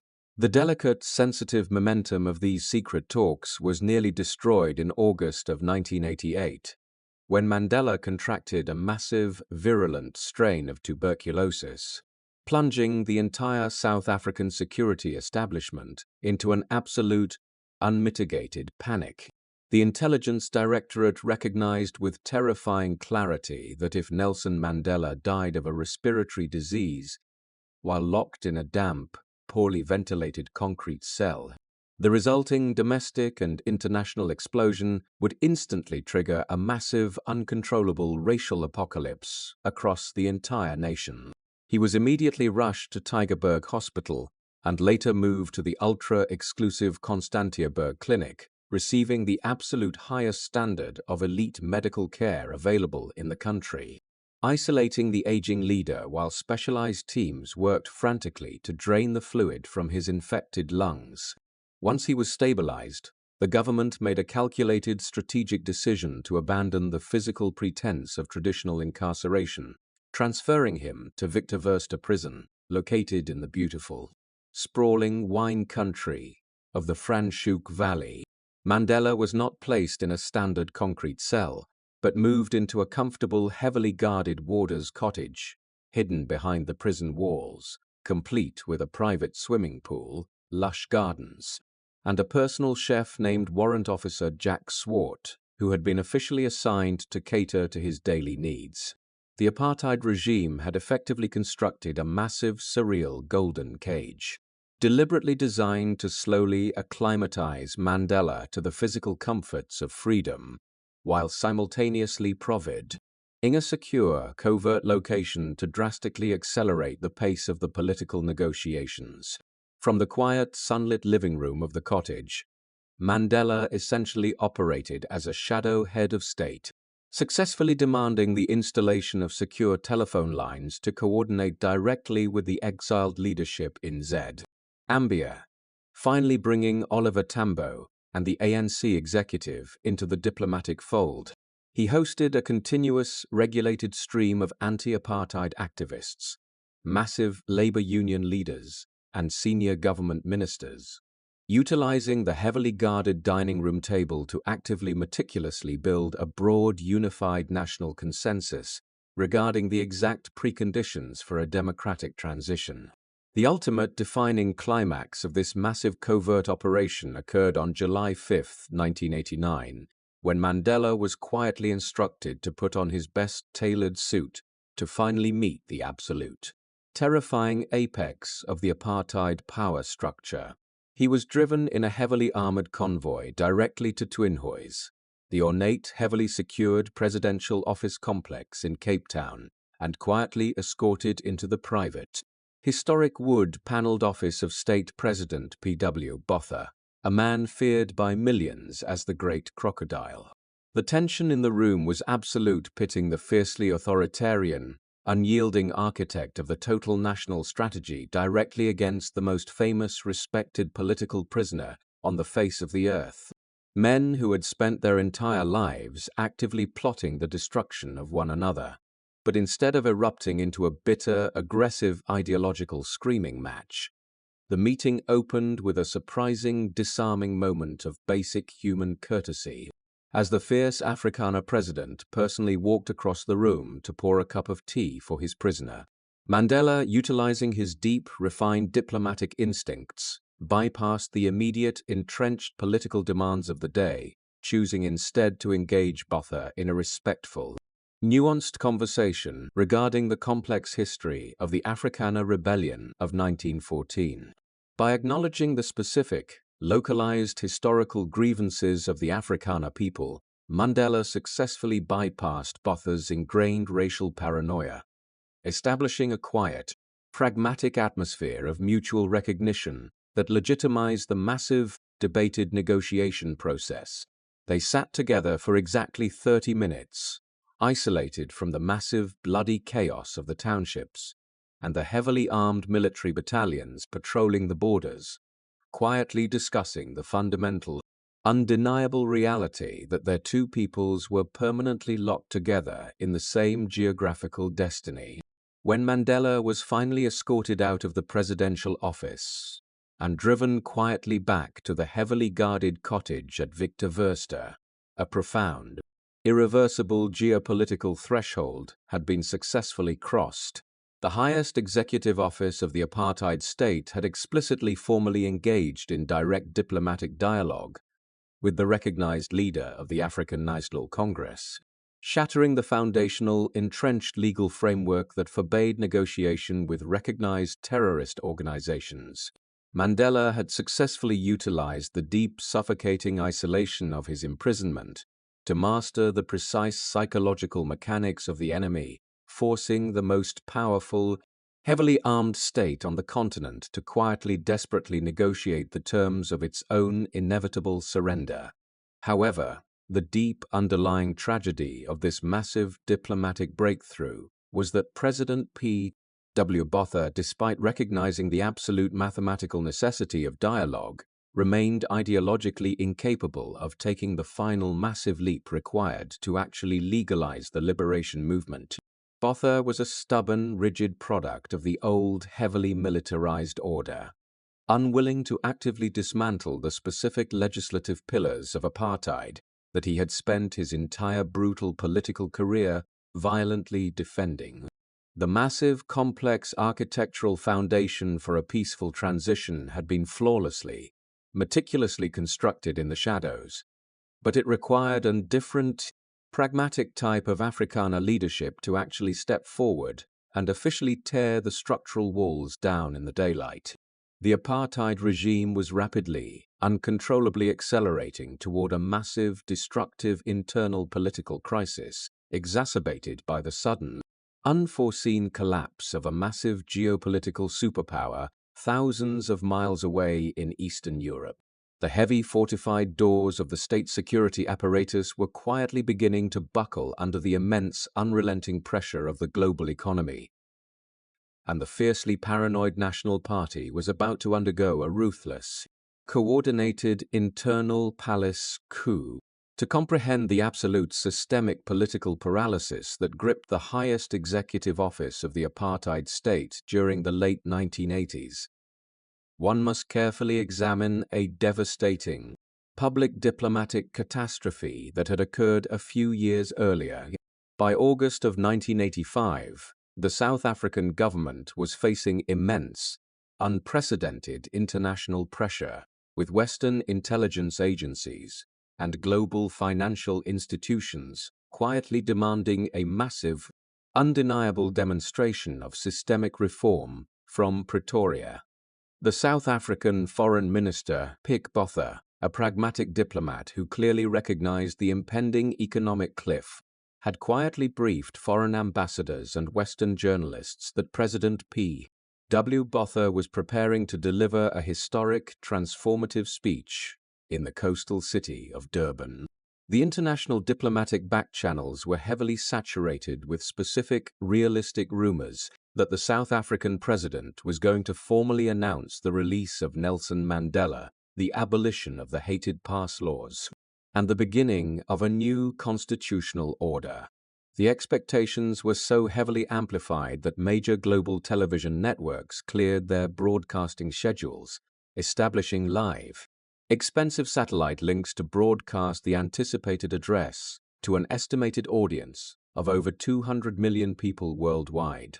The original draft of the speech, carefully written by moderate cabinet ministers and senior intelligence officials, utilized the evocative metaphor of crossing the Rubicon, explicitly signaling a permanent, irreversible departure from the rigid, militarized doctrine of absolute racial separation.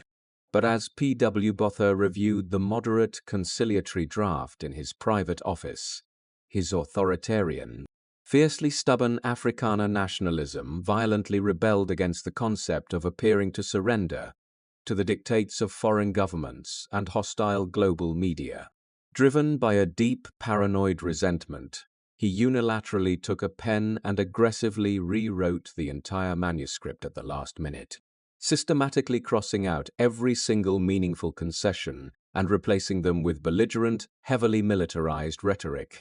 When he finally stepped up to the wooden podium in the Durban City Hall on August 15, 1985, He did not offer an olive branch to the international community or the disenfranchised black majority. He delivered a cold, aggressive lecture. He famously, fiercely wagged his index finger directly at the television cameras, explicitly refusing to release Mandela, openly mocking the concept of majority rule, and declaring with absolute, unyielding defiance that he was not prepared to lead white South Africans on a road to abdication and suicide. He defiantly stated that he had crossed the Rubicon, but the global audience instantly realized that he had merely retreated deeper into the fortified, isolated bunker of his own racial paranoia. The immediate macroeconomic response to this disastrous, aggressive broadcast was absolute, unmitigated financial carnage, acting as the specific catalyst that triggered the massive withdrawal of foreign capital we analyzed earlier. The value of the South African rand plummeted overnight. International banks permanently severed their short-term credit lines, and the apartheid state was instantly plunged into a massive, structurally terminal economic crisis from which it would never officially recover. This monumental visible failure created a toxic, stagnant political atmosphere inside the ruling National Party, proving to the senior cabinet ministers that as long as P.W. Botha remained in power, the country was mathematically locked on a trajectory toward total annihilation. For 4 agonizing years, the senior leadership of the party quietly endured Botha's erratic, aggressive, autocratic rule, secretly advancing the covert intelligence negotiations with Mandela while lacking the executive authority to actually implement any of the proposed compromises. This massive, unstable executive bottleneck was finally shattered by a sudden, unpredictable biological event on the morning of January 18, 1989. P.W. Botha suffered a mild but debilitating stroke, severely impairing his physical mobility and temporarily removing him from the daily, demanding management of the state security apparatus. Recognizing their narrow, vital constitutional window of opportunity, the senior members of the National Party quietly pressured the recovering president to relinquish his position as the leader of the party, politely suggesting he focus on his health while retaining the ceremonial duties of the state presidency. Botha, whose cognitive faculties were clouded by the stroke and his own massive ego, reluctantly agreed to split the dual roles of power, failing to realize that by surrendering control of the party machinery, he was actively signing his own political death warrant. In February of 1989, the National Party Parliamentary Caucus convened to elect a new leader, and after a contested strategic internal vote, they selected the Minister of National Education, Frederick Willem de Klerk. To the international community and the skeptical black majority, the elevation of F.W. de Klerk appeared to be an absolute depressing continuation of the exact same rigid, conservative Afrikaner orthodoxy. De Klerk was the quintessential product of the traditional conservative Afrikaner establishment, a brilliant, exceptionally cautious corporate lawyer whose father had been a senior cabinet minister and whose uncle had been a rigid architect of early apartheid legislation. He possessed no history of political moderation. He had fiercely opposed the integration of universities, and he lacked the charismatic, aggressive military background that had defined the leadership of his predecessor. But the political analysts who dismissed de Klerk as a rigid conservative misunderstood the precise calculating nature of his methodical, legal mind. De Klerk was not a moral crusader seeking emotional racial reconciliation. He was an objective, unsentimental corporate restructuring specialist who had just been handed the executive control of a geopolitical entity that was actively filing for moral and economic bankruptcy. He looked at the classified macroeconomic data, the deep, rapidly expanding demographic mathematics of the townships, and the massive, heavily armed stalemate on the borders. And he concluded with absolute ice-cold logic that the apartheid system was fundamentally, structurally defunct. However, de Klerk recognized that he could not enact the massive, dangerous reforms required to save the state while P. W. Botha still officially occupied the presidential office and commanded the loyal, heavily armed state security apparatus. The slow, tense political standoff between the newly elected party leader and the fiercely stubborn, isolated state president quietly escalated throughout the winter of 1989, culminating in a decisive, ruthless cabinet confrontation on August 14th. De Klerk, backed by a unified, disciplined coalition of senior cabinet ministers, walked directly into the presidential office and explicitly, formally informed Botha that he had lost the confidence of the government and the ruling party. Botha erupted into a massive, bitter rage, accusing his ministers of profound betrayal and demanding to know if they were actively planning to surrender the country to a communist takeover, refusing to accept the undeniable reality of his own obsolescence. Faced with a unified cabinet that threatened to formally, legally force his resignation through a public parliamentary vote of no confidence, Botha furiously surrendered, drafting a bitter resignation speech and storming out of the highest office in the land. F.W. de Klerk immediately assumed the acting presidency, instantly consolidating total, absolute executive control over the civilian government, the complex intelligence networks, and the massive, entrenched military apparatus of the apartheid state. As he sat at the massive wooden desk in Twinhoys, carefully reviewing the classified transcripts of Neil Barnard's secret negotiations with Nelson Mandela, de Klerk realized he possessed a rare, brief historical window to rewrite the survival strategy of his people. He recognized that simply unbanning the African National Congress and releasing Mandela would instantly plunge the country into a massive, volatile transitional period, a dangerous process that required an exact, calculated alignment of global geopolitical forces to succeed. In November of 1989, precisely 3 months into his presidency, that exact, specific geopolitical alignment suddenly materialized thousands of miles away in the dark, heavily divided streets of Eastern Europe. The sudden, spectacular collapse of the Berlin Wall and the rapid, chaotic disintegration of the Soviet Empire sent a massive, clarifying shockwave directly through the heavily secured intelligence briefings of the South African state. For decades, the apartheid regime had justified its domestic suppression and its massive military budgets by explicitly claiming to be fighting a total, coordinated communist onslaught directed and funded by the KGB in Moscow. Many conservative white South Africans looked at the collapse of the Soviet Union with a profound, panicked sense of geopolitical disorientation, realizing their primary ideological shield was rapidly evaporating. But F.W. de Klerk, operating with the cold, pragmatic calculation of a master tactician, looked at the exact same falling concrete wall in Berlin and recognized it as the absolute, unparalleled strategic opportunity of the century. His military intelligence chiefs briefed him that the African National Congress, and specifically its armed wing Umkhonto Sizwe, was reliant on the Soviet Union and its Eastern Bloc allies for massive financial subsidies, heavy military weaponry, and secure training bases in Angola. With the Soviet economy bankrupt and the communist system collapsing, the primary, lucrative geopolitical sponsor of the South African liberation movement was instantly, permanently erased from the map. De Klerk clearly reasoned that the ANC was about to experience a massive, critical, internal logistical crisis, isolating their exiled leadership and cutting off their ability to significantly escalate the armed guerrilla struggle. He recognized that if he waited 5 years to negotiate, the South African state would be bankrupt and destroyed by internal civil war, leaving the white minority in a weak, vulnerable position of absolute surrender. But if he initiated the negotiations immediately, utilizing the exact moment when the ANC was logistically compromised by the loss of Soviet funding, the South African government could enter the constitutional dialogue from a position of relative, structured state power.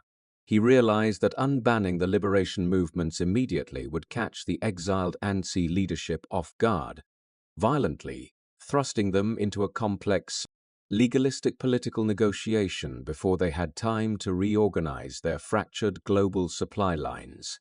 It was a brilliant, dangerous pragmatist's gambit, a cold, purely mathematical decision to voluntarily detonate the foundational laws of apartheid in order to maintain absolute, leveraged control over the resulting demolition process. De Klerk kept his radical, classified plans secret from the vast majority of his own cabinet, sharing his exact intentions only with a tiny, trusted inner circle of senior advisors to prevent a massive, destructive right-wing mutiny within the military. He quietly summoned Nelson Mandela to a secret, secure meeting at his presidential office in December, formally introducing himself to the legendary prisoner and establishing a tense, respectful baseline for the massive political earthquake that was about to occur. Mandela, utilizing his refined observational intellect, immediately recognized that de Klerk was fundamentally different from P.W. Botha, noting that the new president did not lecture, did not posture, but listened with the cold, intense focus of a man preparing to execute a massive legal maneuver. In late January, Mandela was quietly informed by his intelligence handlers that his release was imminent, but he was explicitly denied any exact knowledge regarding the massive, sweeping scope of the legislative announcements de Klerk was simultaneously preparing to make. On the morning of February 2, 1990, F.W. de Klerk stood before a packed, expectant joint session of the South African Parliament in Cape Town, adjusting his reading glasses as he looked out over the sea of conservative white politicians. The International Diplomatic Corps and the global media were present in the gallery, expecting a moderate, cautious announcement of incremental reforms, perhaps easing some security restrictions or formally recognizing minor black trade unions. Instead, de Klerk delivered a structured, monotone speech that methodically, systematically dismantled the entire 40-year legal architecture of the apartheid security state in exactly 35 minutes. Speaking with the calm, unhurried cadence of a corporate attorney reading a finalized contract, he formally announced the immediate, unconditional unbanning of the African National Congress, the Pan-Africanist Congress, and the feared South African Communist Party. He explicitly declared the total suspension of executions, the immediate lifting of the sweeping media censorship laws, and the systematic release of hundreds of political prisoners who were actively serving sentences for non-violent political offenses. As the profound, staggering reality of his words slowly settled over the parliamentary chamber, the members of the conservative, far-right opposition parties began to openly gasp, staring at the president in a state of absolute, unmitigated horror. They realized that a traditional Afrikaner nationalist was standing at the podium and casually, deliberately legalizing the exact organizations that their sons had spent the last 2 decades dying on the borders to violently suppress. And then, as the absolute climax of his historic address, de Klerk calmly looked up from his papers and officially announced that the government had made a firm decision to release Mr. Nelson Mandela unconditionally, and that the release would take place without delay. The massive, oppressive psychological silence that had dominated South African politics for over 30 years was instantly, violently shattered, replaced by a massive, chaotic explosion of global media frenzy and profound domestic disbelief. The Rubicon had finally irrevocably been crossed, not by a moral visionary seeking racial harmony, but by a cold, pragmatic conservative who understood that the only way to save his country from annihilation was to legally empower the very man who was destined to replace him. The heavily fortified, invisible geopolitical cage that had held Mandela in secrecy for 27 years was destroyed, and the massive, complex logistical preparations for his physical return to society instantly began. But as the world actively celebrated the romantic, anticipated triumph of freedom, both Mandela and de Klerk quietly understood that the actual, terrifying battle for the survival of the nation had only just begun. Freedom was not a magical, stabilizing endpoint. It was simply the lifting of the heavy militarized lid on a pressurized, divided society that possessed thousands of heavily armed militias, deep ethnic rivalries, and a traumatized population. The towering mythologized figure of Nelson Mandela was about to step out of the shadows and walk directly into the blinding, volatile sunlight, tasked with the unprecedented, impossible burden of peacefully dismantling an empire while simultaneously preventing a bloodbath. The immediate, chaotic aftermath of F.W. de Klerk's parliamentary address fundamentally altered the political reality of South Africa. But the actual physical logistics of releasing the most famous political prisoner on earth remained a contested, sensitive negotiation. On the evening of February 9, 1990, just 1 week after the historic unbanning of the liberation movements, Nelson Mandela was quietly transported from his cottage at Victor Verster to the presidential office in Cape Town for a clandestine meeting with the state president. De Klerk, operating with the cold, pragmatic efficiency of a corporate executive, formally informed Mandela that he would be officially released the very next day, and that the state would discreetly fly him to Johannesburg to avoid massive, potentially violent public crowds. Mandela, refusing to be treated as a passive, managed administrative variable, immediately rejected the president's timeline and explicitly demanded that his release be delayed by exactly 1 week to allow the newly unbeat and African National Congress to properly organize the logistics of his reception. Furthermore, Mandela refused to be flown quietly to Johannesburg, firmly demanding that he be allowed to physically walk out of the front gates of Victor Verster prison in Cape Town, ensuring the global media captured the explicit, undeniable visual of a free man exiting his cage on his own terms. De Klerk, frustrated but acutely aware that he could not afford a public embarrassing standoff with his most valuable political asset, was forced to negotiate a rapid compromise, agreeing to the Cape Town release, but insisting the date remain fixed for February 11th. This quiet, intense meeting over a wooden desk in Twinhoys perfectly established the new, complex power dynamic of the nation, explicitly proving that Mandela, despite still being a legally convicted prisoner, was already successfully dictating terms to the sitting head of state. On the historic morning of February 11th, the atmosphere inside the heavily guarded warden's cottage at Victor Verster was remarkably quiet, contrasting the massive, volatile media frenzy that was rapidly accumulating outside the prison gates. Mandela spent his final hours of captivity methodically packing his books, carefully reviewing the handwritten draft of his upcoming public address, and personally thanking Warrant Officer Jack Swart, the white prison chef who had cooked his meals and quietly engaged him in respectful, humanizing dialogue over the past 2 years.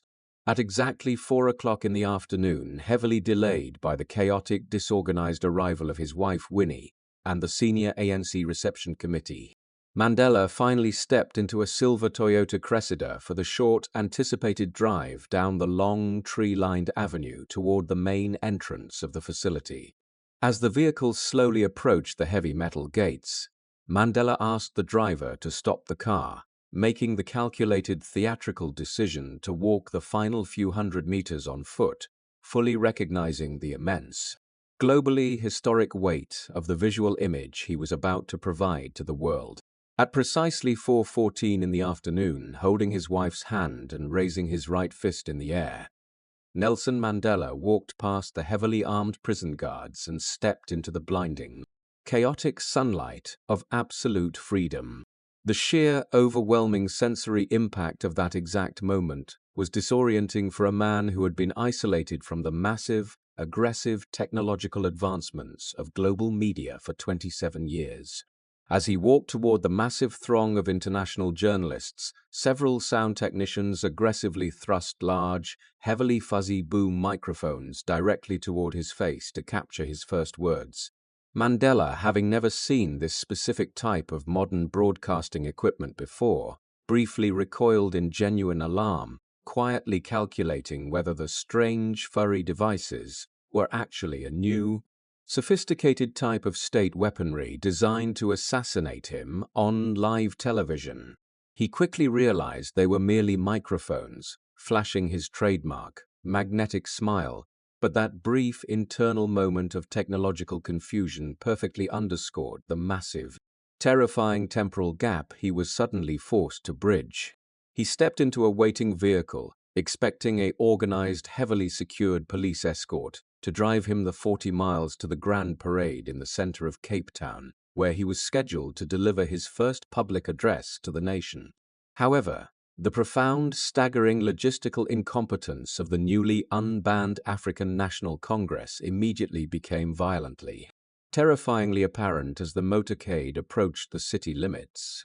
The ANC, having operated as a compartmentalized, secretive underground guerrilla movement for 3 decades, possessed no institutional experience in managing massive, complex civilian crowd control or providing elite executive security.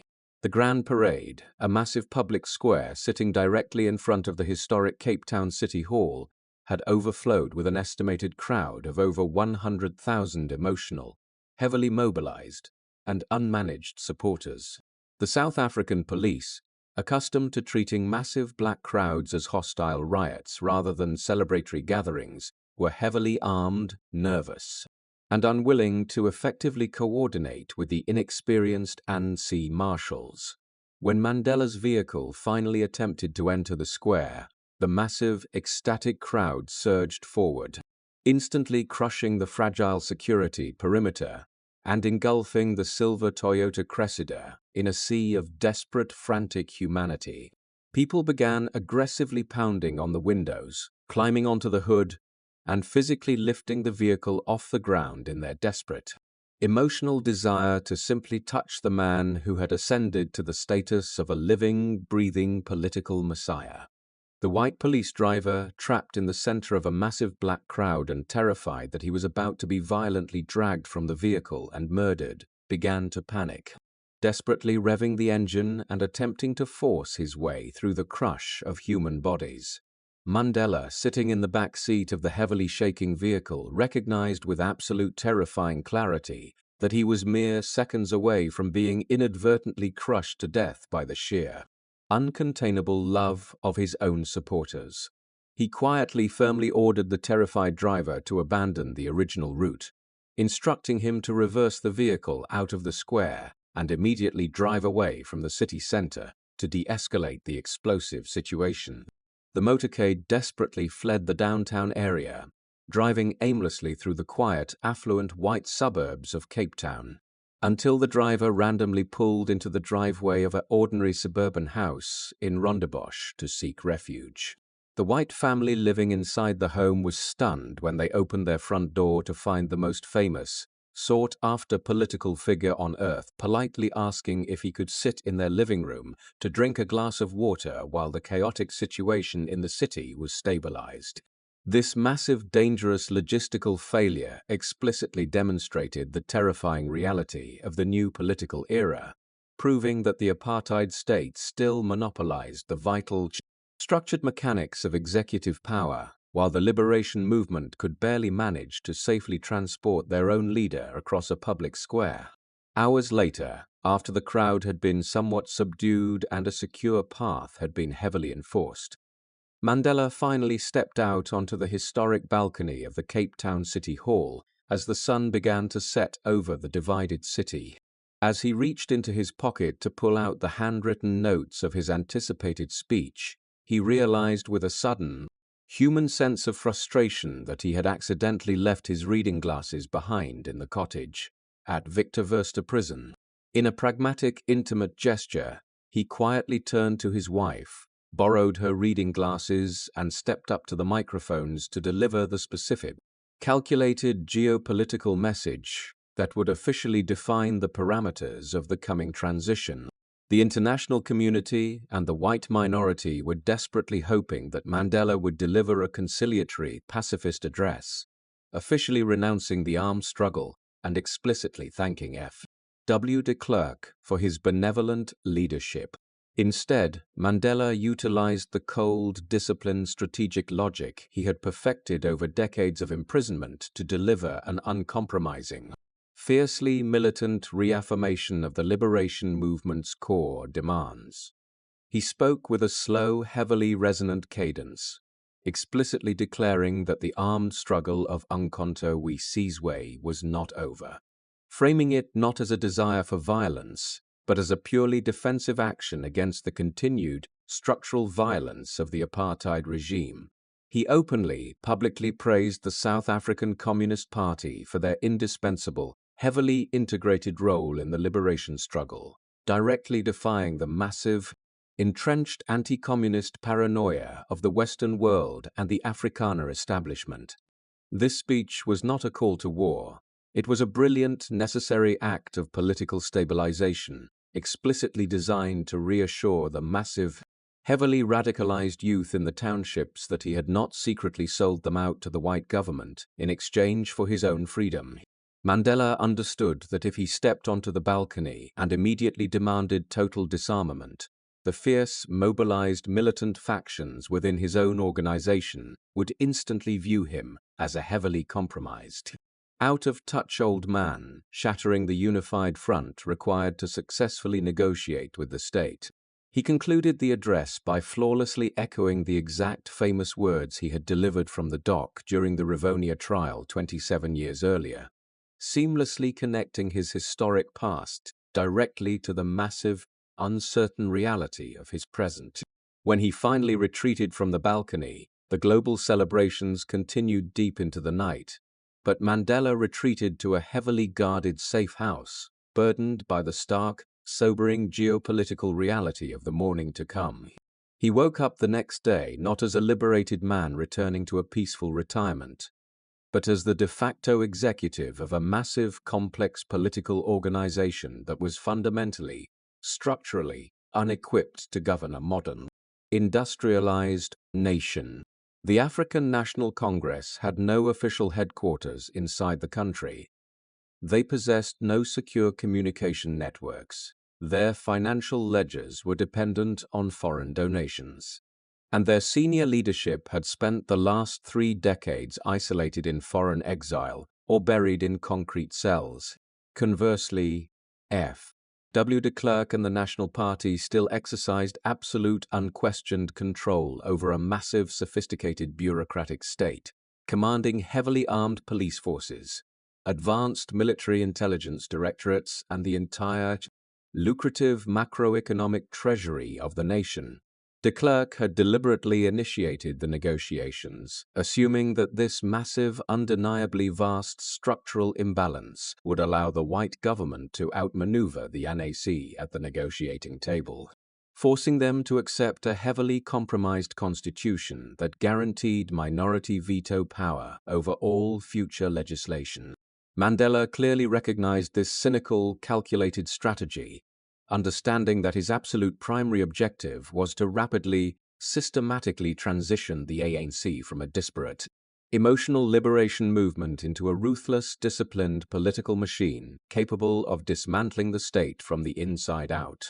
His very first logistical priority was to return to his historic, symbolic family home at 8115 Orlando West in the sprawling, heavily congested township of Soweto.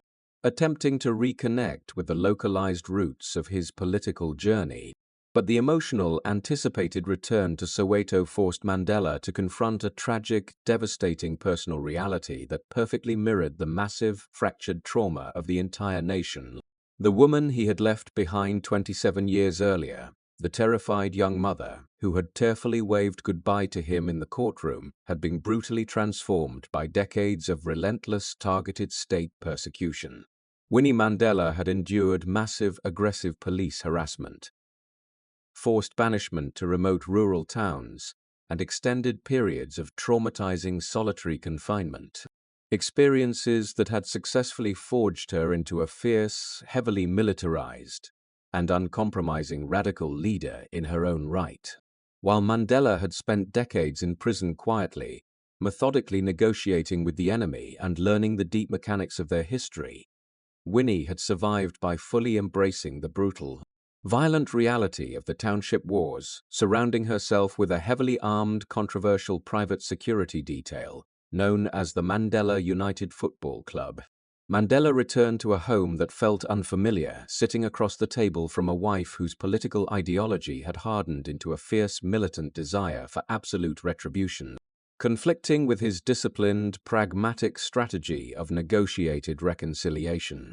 He realized with a heavy, profound sense of personal heartbreak that the apartheid state had not managed to break his political resolve, but it had successfully permanently shattered the intimate, sacred foundation of his own family. This painful domestic reality served as a massive, accurate microcosm for the entire country, clearly demonstrating that the black population he was attempting to lead was not a monolithic, obedient flock, but a traumatized, heavily fractured society carrying immense, explosive anger. The youth of the townships, who had spent the last decade violently fighting the heavily armored vehicles of the state police with rocks and petrol bombs, were not interested in complex, academic constitutional negotiations in comfortable boardrooms. They wanted an immediate, total transfer of power, and they possessed the massive, volatile physical capability to derail the fragile, sensitive peace process if they felt their leaders were capitulating to the white minority. Mandela stood perfectly balanced on the razor-thin edge of a dangerous, precarious geopolitical precipice, tasked with simultaneously neutralizing the entrenched power of the apartheid state, while actively suppressing the massive, explosive rage of his own people. The initial romanticized euphoria of his release evaporated in a matter of days, replaced by the cold, demanding mechanics of the bloodiest, most terrifying transitional period in modern African history. The heavily armed, paranoid elements of the state security apparatus, furious at de Klerk's concessions and determined to violently sabotage the peace process, were already quietly arming proxy militias in the shadows. South Africa was not marching cleanly toward a peaceful, idealized democratic election. It was walking directly, blindfolded, into a massive, orchestrated campaign of lethal state-sponsored terror. When the formal, intricately complex constitutional negotiations finally commenced inside the heavily secured, heavily air-conditioned conference halls of the World Trade Center in Kempton Park, a profoundly terrifying, orchestrated shadow war simultaneously erupted across the dusty townships of the nation. F.W. de Klerk and his senior cabinet ministers sat across polished wooden tables from Nelson Mandela, politely discussing the technical constitutional mechanics of a transitional government, projecting an absolute illusion of controlled diplomatic progress to the watching international community. But outside those quiet, heavily insulated walls, the black civilian population was actively being subjected to the most intense, lethal period of organized violence in the entire history of the apartheid regime, shattering the naive assumption that the unbanning of the ANC guaranteed a peaceful transition. The fierce, heavily militarized state security apparatus, enraged by de Klerk's political concessions and determined to permanently derail the democratic transition, had quietly activated a massive covert military intelligence network, known simply as the Third Force. This classified, heavily armed network of military operatives deliberately engineered a massive, destructive proxy war, actively exploiting the deep, historically entrenched tribal and political divisions within the fractured black majority. They specifically targeted the intense, volatile political rivalry between the African National Congress and the Umkhonto Freedom Party, a conservative, heavily mobilized Zulu nationalist movement led by the fiercely ambitious Chief Mangosuthu Buthelezi.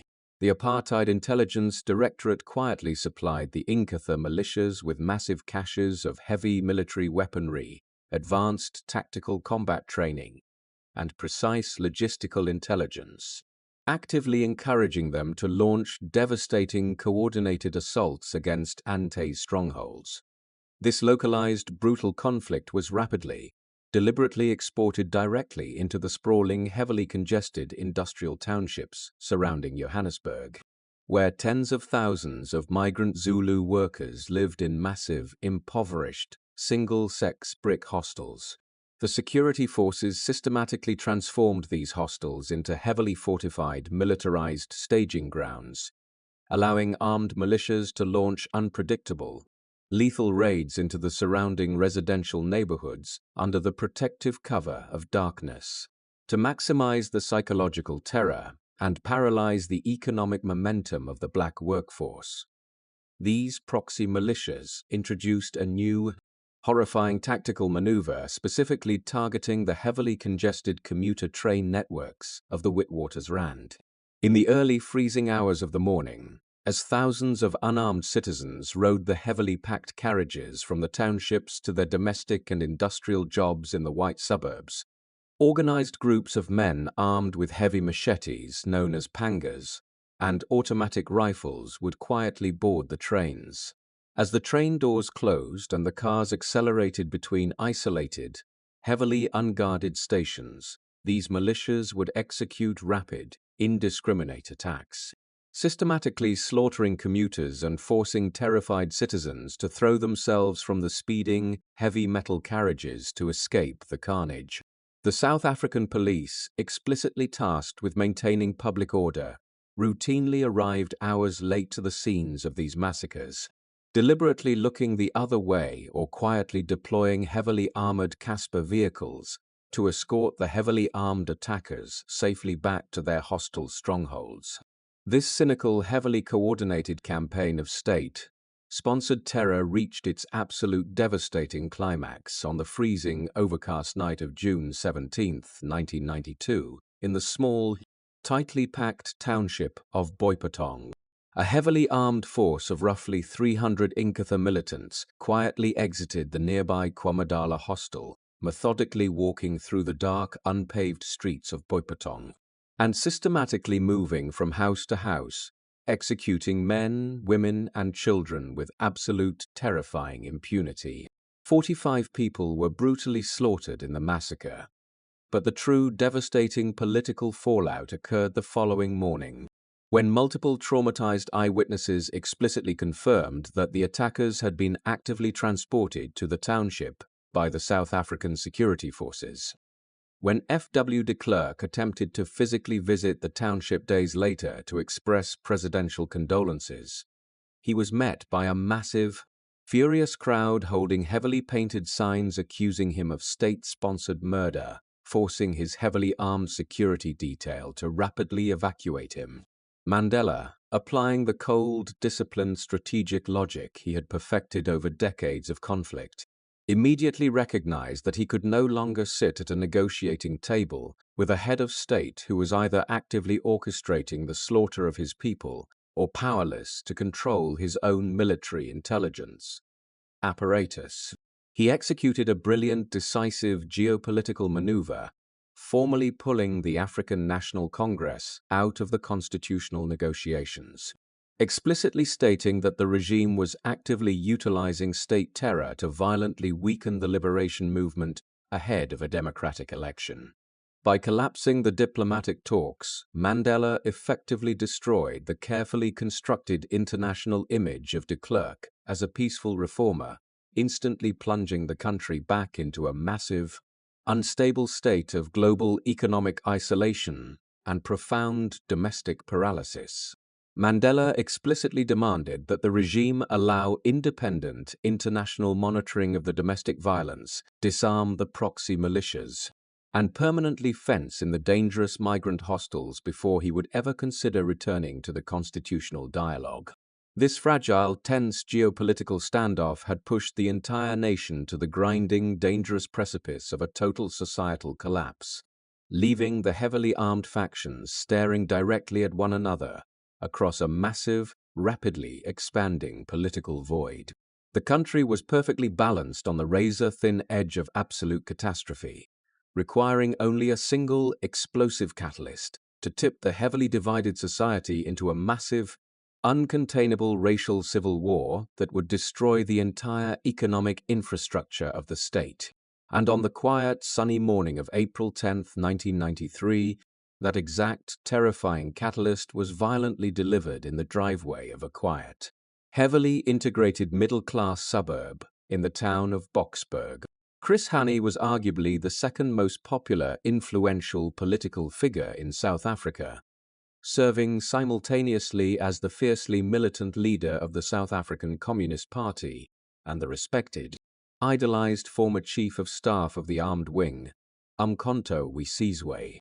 He possessed a massive, devoted following among the heavily radicalized, angry youth in the townships, who explicitly viewed him as the uncompromising militant alternative to the quiet, academic negotiations favored by the older generation of ANC leaders.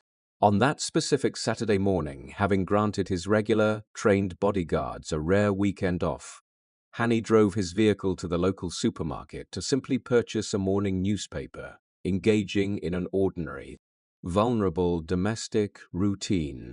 As he returned to his home and stepped out of his vehicle in the driveway, a Polish immigrant and fierce right-wing, anti-communist extremist named Janusz Walu quietly pulled his car up directly behind Hani.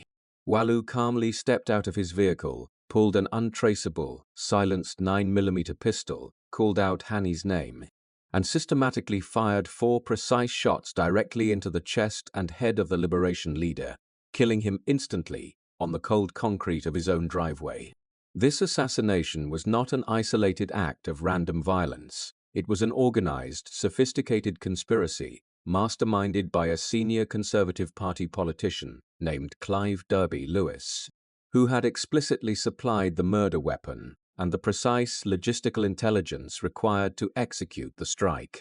Derby Lewis and his co-conspirators had perfectly calculated the massive, explosive psychological reaction of the townships, explicitly recognizing that murdering Hani was the only action capable of instantly triggering massive, uncontrollable black riots.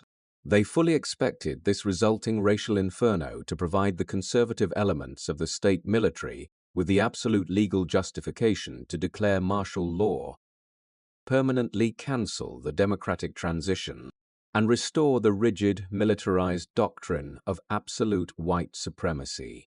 But their massive, sophisticated geopolitical scheme was flawlessly unraveled by the simple, courageous actions of a single observant white Afrikaner housewife named Margaretha Harmse. Harms was quietly driving past the house precisely as the fatal shots were fired, and instead of panicking or fleeing the scene of the execution, she carefully observed the assassin calmly walking away from the bleeding body and fleeing the driveway.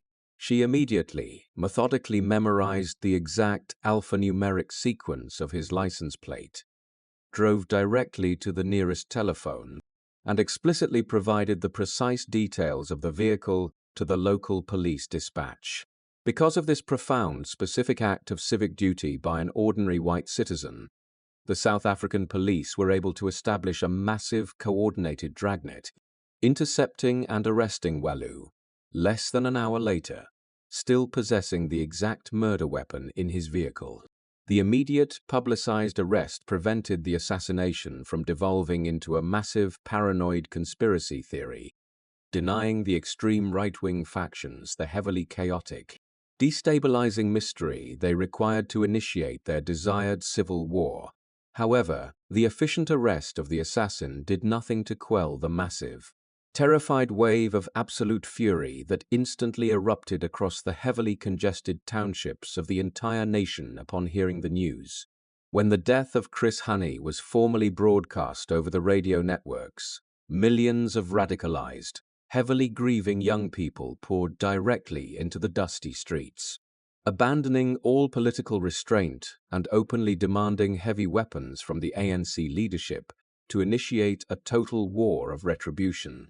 F.W. de Klerk, sitting in the heavily fortified presidential office in Pretoria, realized with deep, creeping horror that the massive, sophisticated state security apparatus he officially commanded was fundamentally powerless to stop the impending racial apocalypse.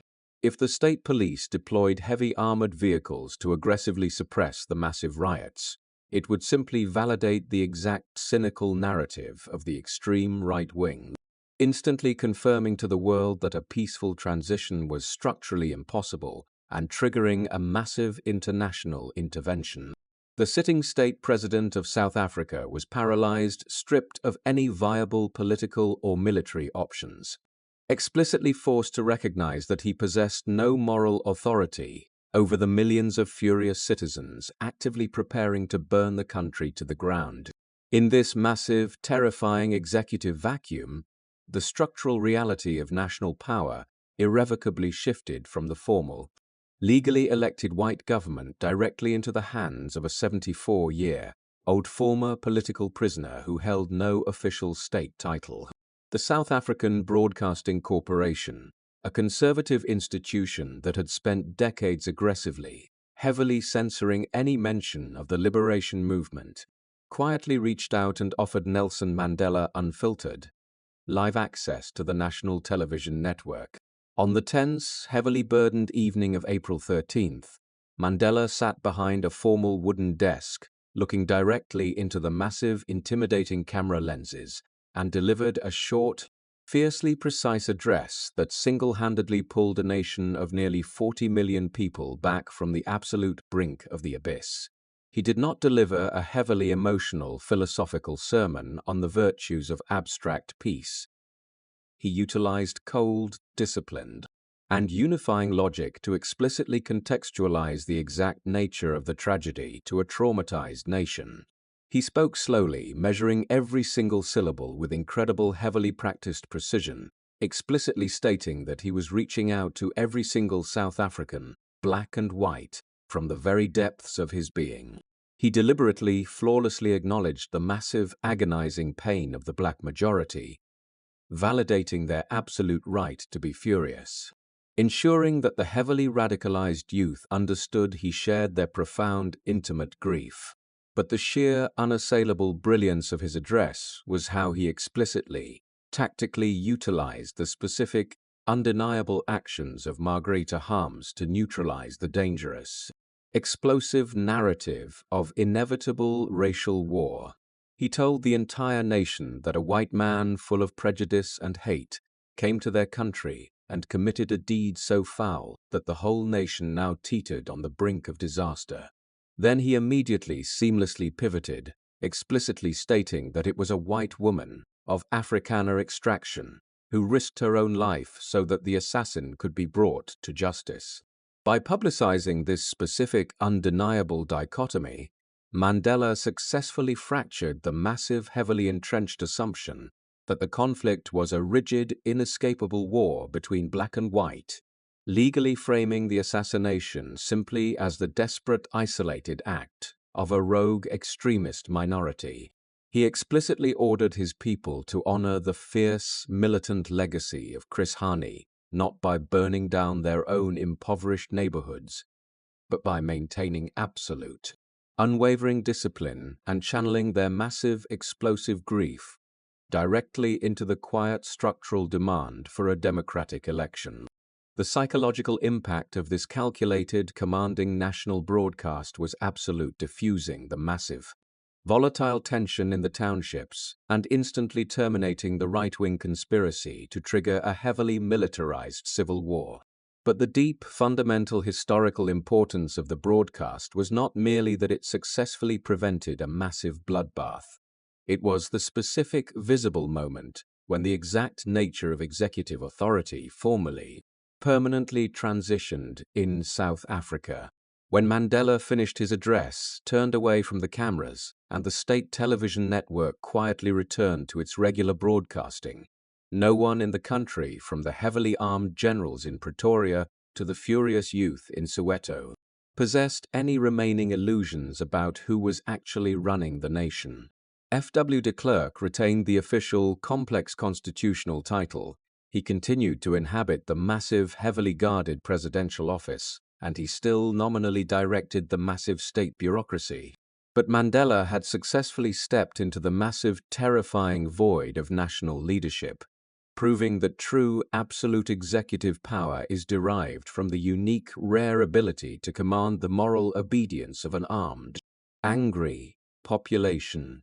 The heavy, agonizing transition period was far from over, and the complex, contested logistics of actually executing a massive national election still remained dangerously unresolved, heavily threatened by rogue militias and deep logistical nightmares. However, the profound, heavily militarized forces that had actively, cynically attempted to drag the country into the abyss of absolute racial annihilation had been outmaneuvered by the cold, measured discipline of a man who refused to be provoked. The exact date for the first fully democratic, anticipated election was swiftly, formally ratified by the exhausted negotiating parties in the immediate aftermath of the crisis, setting the massive, complex logistical machinery of the state into frantic, unprecedented motion. The nation prepared to walk collectively toward the ballot boxes, scarred by the massive, devastating violence of the shadow wars, but stabilized by the undeniable, profoundly heavy authority of the man waiting at the end of the long road. When the formal, negotiated date for the first fully democratic election was finally ratified for late April of 1994, the South African nation immediately pivoted from a philosophical political debate into an unprecedented, terrifying logistical nightmare. The country was attempting to execute a massive universal franchise election for a fractured population of roughly 40 million people, the vast majority of whom had never cast a ballot in their entire lives. The government essentially possessed no accurate census data for the impoverished black townships or the isolated rural Bantustans, lacking a formal voter registration roll to accurately determine exactly how many millions of citizens would actually arrive at the polls. To manage this massive, fragile, bureaucratic operation, the state established the Independent Electoral Commission, a stressed, heavily scrutinized transitional body led by a fiercely independent Afrikaner judge named Johan Kriegler. Kriegler and his exhausted staff were tasked with securing thousands of voting stations, recruiting hundreds of thousands of impartial electoral officers, and importing millions of secure ballot boxes in a matter of a few short months. But the sheer, undeniable magnitude of the logistical challenge was massively compounded by a sudden, dangerous political boycott launched by Chief Mangosuthu Buthelezi and the heavily armed Inkatha Freedom Party, who explicitly refused to participate in the democratic transition. Buthelezi demanded greater regional autonomy for the Zulu nation, boycotting the electoral process and actively threatening to enforce a massive, violent disruption of the voting stations across the densely populated province of KwaZulu-Natal. With only 7 days remaining before the official commencement of the election, the intense, heavily mediated international diplomatic pressure finally forced Buthelezi to formally abandon his boycott and explicitly agree to participate in the national vote. While this late concession successfully prevented a massive regional civil war, it instantly triggered a terrifying practical crisis for the Independent Electoral Commission, because tens of millions of official ballot papers had already been securely printed in Great Britain and flown into the country. The printed ballots lacked the name, the official logo, and the photograph of the Inkatha Freedom Party, essentially rendering the massive stockpile of secure voting materials obsolete just days before the election. Kriegler recognized that reprinting and securely distributing millions of new ballots across a massive, rugged geographical landscape in less than a week was structurally and mathematically impossible. To solve this paralyzing crisis, the Commission hastily procured roughly 80 million specialized adhesive stickers bearing the official Inkatha logo from printing presses located in London, coordinating a massive, urgent aerial supply drop directly into South Africa. In the final, anxious hours leading up to the opening of the polls, thousands of local electoral officers sat in isolated, vulnerable voting stations, working by the dim light of paraffin lamps to manually attach these tiny stickers to the bottom of every single ballot paper by hand. While the Electoral Commission desperately wrestled with these massive administrative burdens, the extreme, paranoid factions of the white right wing executed a final, violent campaign of domestic terror explicitly designed to terrify the black majority into staying home. Just 2 days before the election, the heavily armed Afrikaner Weerstandsbeweging, a fiercely militant neo-Nazi organization, detonated a massive, destructive car bomb on the busy corner of Bree and Von Willey streets in the very center of Johannesburg. The powerful explosion tore through a heavily congested taxi rank, killing 9 people and traumatizing dozens more, deliberately scattering heavily jagged shrapnel across a major economic transit hub utilized almost exclusively by the black working class. The very next day, a second massive explosive device was detonated near a taxi rank in the city of Germiston, and a third bomb tore through the international departures terminal at Jan Smuts Airport, projecting an absolute aura of orchestrated, unpredictable state terror. Mandela, applying the cold, disciplined strategic logic he had perfected over decades of crisis management, immediately recognized the specific psychological objective of these bombings, understanding that the right wing required a massive, violent retaliation from the black townships to officially declare a state of civil war. He utilized his massive, established moral authority to immediately broadcast a calming, authoritative message across the national radio networks, explicitly commanding his supporters to maintain absolute, unyielding discipline and ignore the desperate provocations of a dying regime.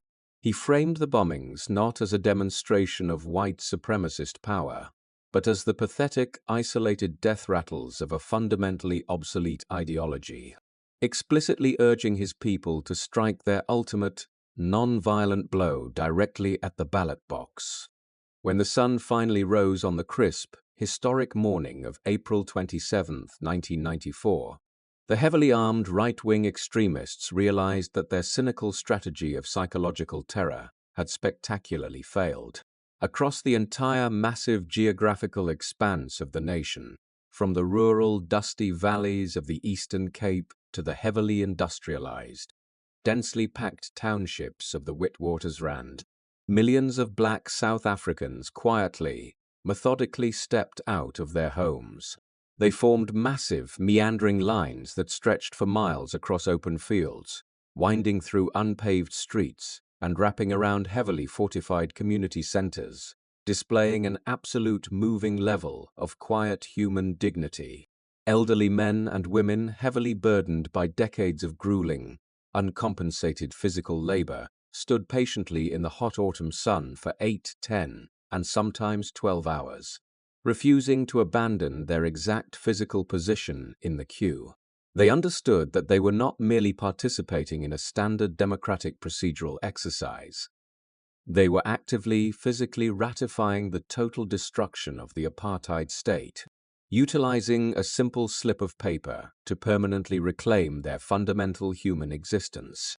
Nelson Mandela made a strategic, calculated geopolitical decision regarding the exact location where he would personally cast his very first democratic vote, deliberately bypassing the massive media centers of Johannesburg and Cape Town.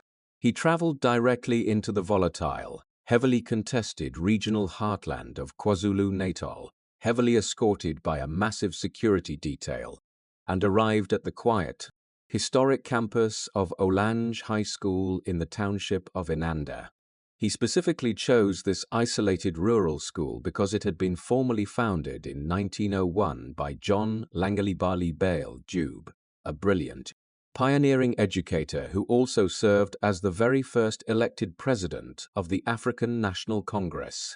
Mandela slowly walked into the quiet voting booth, carefully marked his ballot, and cast his vote, surrounded by the heavy, silent flashes of hundreds of international press cameras capturing the exact climax of his lifelong political journey. Immediately after casting his ballot, Mandela quietly exited the polling station and walked directly across the school grounds to stand alone over the simple, dignified grave of John Dube. He looked down at the burial site of his organizational predecessor The man who had initiated the long, exhausting political struggle over 80 years earlier and softly reported, "Mr. President, I have come to report to you that South Africa is free today." This intimate, respectful historical gesture perfectly completed the massive, fractured 82-year arc of the liberation movement, seamlessly linking the polite, educated petitions of the early founders directly to the absolute, undeniable victory of the modern democratic state. When the final complex tally of the national vote was eventually confirmed by the exhausted Electoral Commission, the African National Congress had secured an overwhelming, decisive 62.6% of the national electorate. This massive, undeniably democratic mandate officially elevated Nelson Mandela to the presidency, shifting the entire anticipated focus of the nation toward the delicate, heavily militarized logistics of the presidential inauguration. On the bright, clear morning of May 10, 1994, the massive, ornate sandstone amphitheater of the Union Buildings in Pretoria was heavily prepared to host the largest, most complex gathering of international dignitaries in the history of the African continent. The Union Buildings were not merely a neutral administrative center. They were the absolute fortified architectural epicenter of Afrikaner power, the exact, secure location where the oppressive laws of apartheid had been meticulously drafted and brutally enforced for half a century. As Mandela stood before the massive, packed crowd of global heads of state, taking the formal legalistic oath of office, the sheer, undeniable reality of the geopolitical shift was visually, heavily underscored by the specific presence of the South African military establishment. Standing directly below the podium, wearing their immaculate, heavily decorated dress uniforms, were the senior conservative white generals of the South African National Defence Force and the National Police. These were the exact trained military tacticians who had spent their entire professional careers utilizing massive, sophisticated state resources to hunt down, imprison, and assassinate the very men who were now standing on the presidential stage. When Mandela officially completed the oath of office, these hardened, heavily armed generals raised their hands and delivered a crisp, formalized military salute to the newly sworn black president, officially, physically submitting the entire lethal apparatus of the state to his absolute executive command.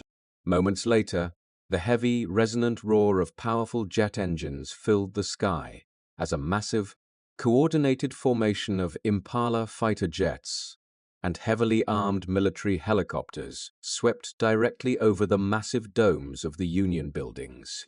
These advanced military aircraft, the exact heavily armed machines that had historically been deployed to bomb the underground guerrilla camps of the liberation movement in Angola and Mozambique, were now trailing the vibrant, newly designed colors of the democratic South African flag. Mandela looked up at the massive military display, explicitly recognizing the deep, precarious psychological fragility of the moment, understanding that securing the formal salute of a military general is entirely different from actually commanding their deep, long-term institutional loyalty. When the massive global celebrations finally subsided and the international dignitaries quietly boarded their heavily secured aircraft to return home, Mandela walked into the quiet, historic presidential office the next morning and confronted a terrifying, staggering macroeconomic reality. The apartheid state he had just inherited was structurally bankrupt, heavily crushed by the massive, unsustainable financial weight of decades of international economic sanctions, heavily redundant administrative bureaucracies, and the staggering classified costs of the regional border wars. The white minority government had essentially utilized the massive, lucrative gold reserves of the nation to artificially subsidize their own privileged existence, leaving the new democratic administration with a heavily depleted national treasury and a massive, overwhelming structural deficit. Mandela recognized that the millions of impoverished black citizens who had voted for him were expectant of immediate, massive socio-economic transformation. explicitly demanding the rapid, visible delivery of new housing, clean water, and modernized electrical grids. But the terrifying, inescapable paradox of the transitional government was that implementing these massive, expensive social programs required the absolute, unyielding cooperation of the exact white civil service bureaucracy that had previously administered the apartheid state. The ANC possessed thousands of skilled, committed political organizers and brilliant, educated international diplomats, but they lacked the tens of thousands of experienced civil engineers, specialized tax auditors, and deep logistical administrators required to actually physically manage the daily operations of a modern industrialized state.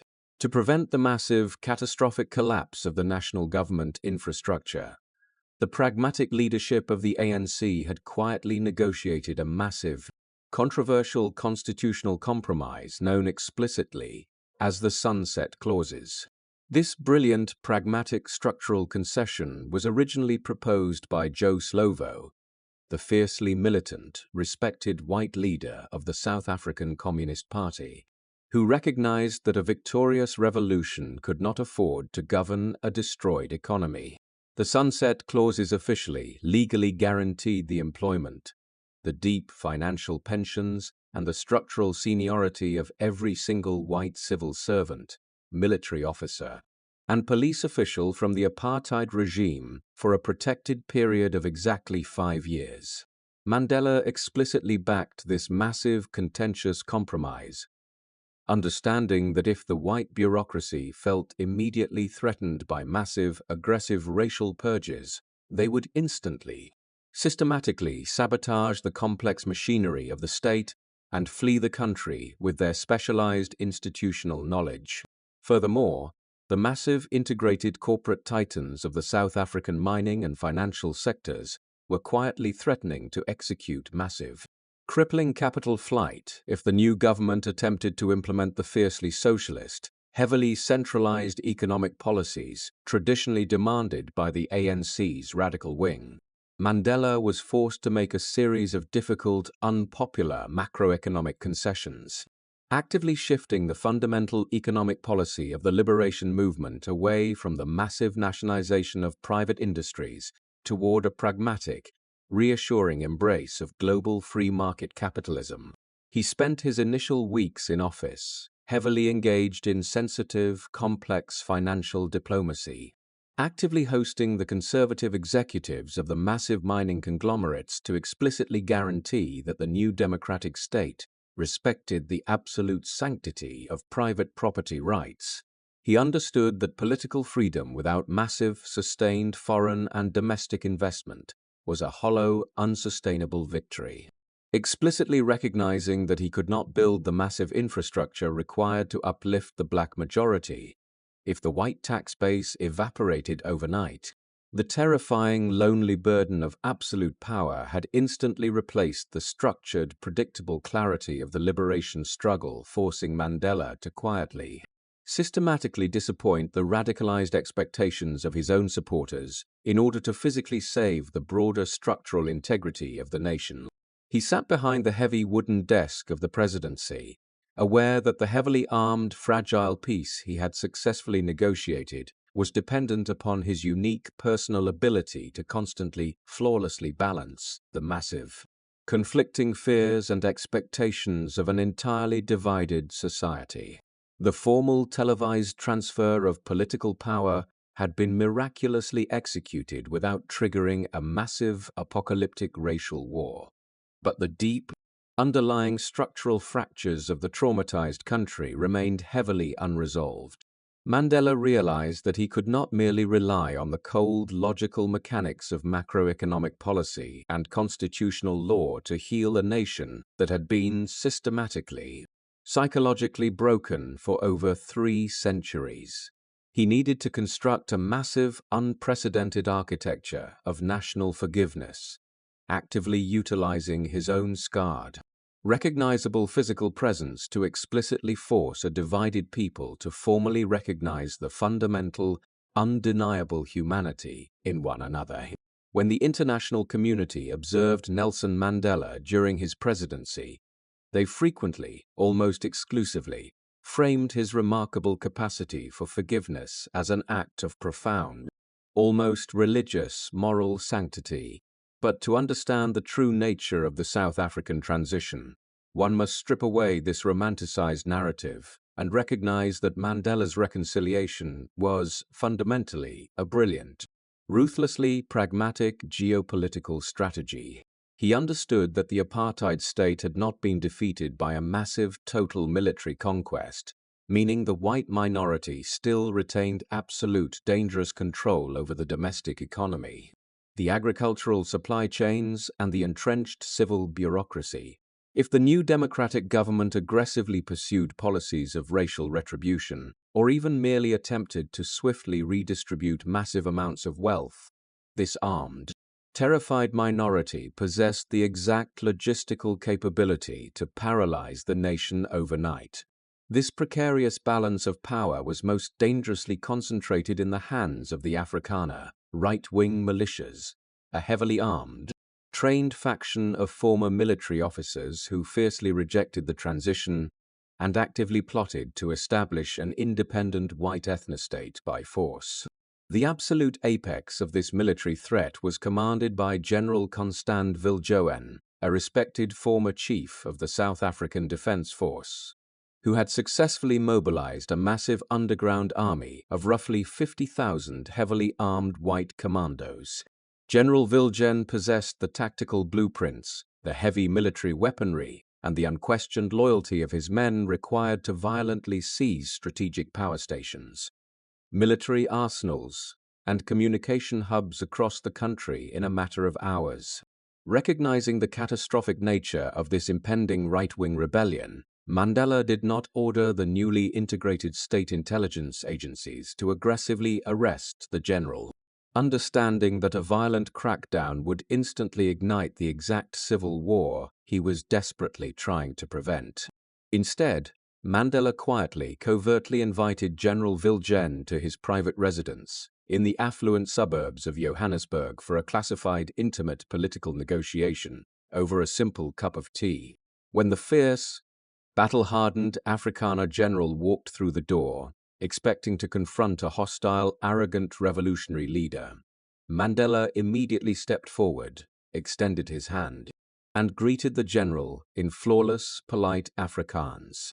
Mandela bypassed the heavy, combative rhetoric of traditional political negotiations, choosing instead to engage the general on the emotional, specific ground of Afrikaner history, formally acknowledging the deep, genuine fears of the white minority. He carefully, methodically explained to Viljoen that a violent rebellion might successfully capture a few isolated rural towns, but it would inevitably result in the massive, catastrophic slaughter of thousands of young Afrikaner men, destroying the very people the general was desperately trying to protect. By validating the general's fundamental human anxieties, while simultaneously presenting a cold, mathematically irrefutable tactical analysis of a modern civil war, Mandela successfully neutralized the most dangerous military threat in the country without firing a single shot. General Viljoen left that quiet, historic meeting and actively ordered his massive commando network to stand down, choosing instead to legally register a new conservative political party and officially participate in the democratic elections. This profound, localized diplomatic victory secured the fragile physical stability of the state, but the deeper, vastly more complex psychological wounds of the nation required an unprecedented, controversial architecture of national disclosure. For decades, the apartheid security police had operated a classified network of covert death squads, routinely kidnapping, torturing, and secretly assassinating thousands of black anti-apartheid activists, quietly burying their bodies in unmarked graves on isolated rural farms. The traumatized black majority, now formally holding the absolute power of the democratic vote, fiercely demanded swift, absolute legal justice, explicitly calling for massive Nuremberg-style tribunals to prosecute and imprison the architects of this state-sponsored terror. But Mandela and his senior constitutional advisors, utilizing cold, disciplined legal logic, recognized that the outgoing white government had explicitly refused to hand over power without absolute ironclad guarantees of amnesty for its security forces. If the new ANC government aggressively attempted to launch massive criminal tribunals, the white generals and police commanders, who still physically managed the daily operations of the national security apparatus, would instantly launch a massive, violent military coup to protect themselves from the gallows.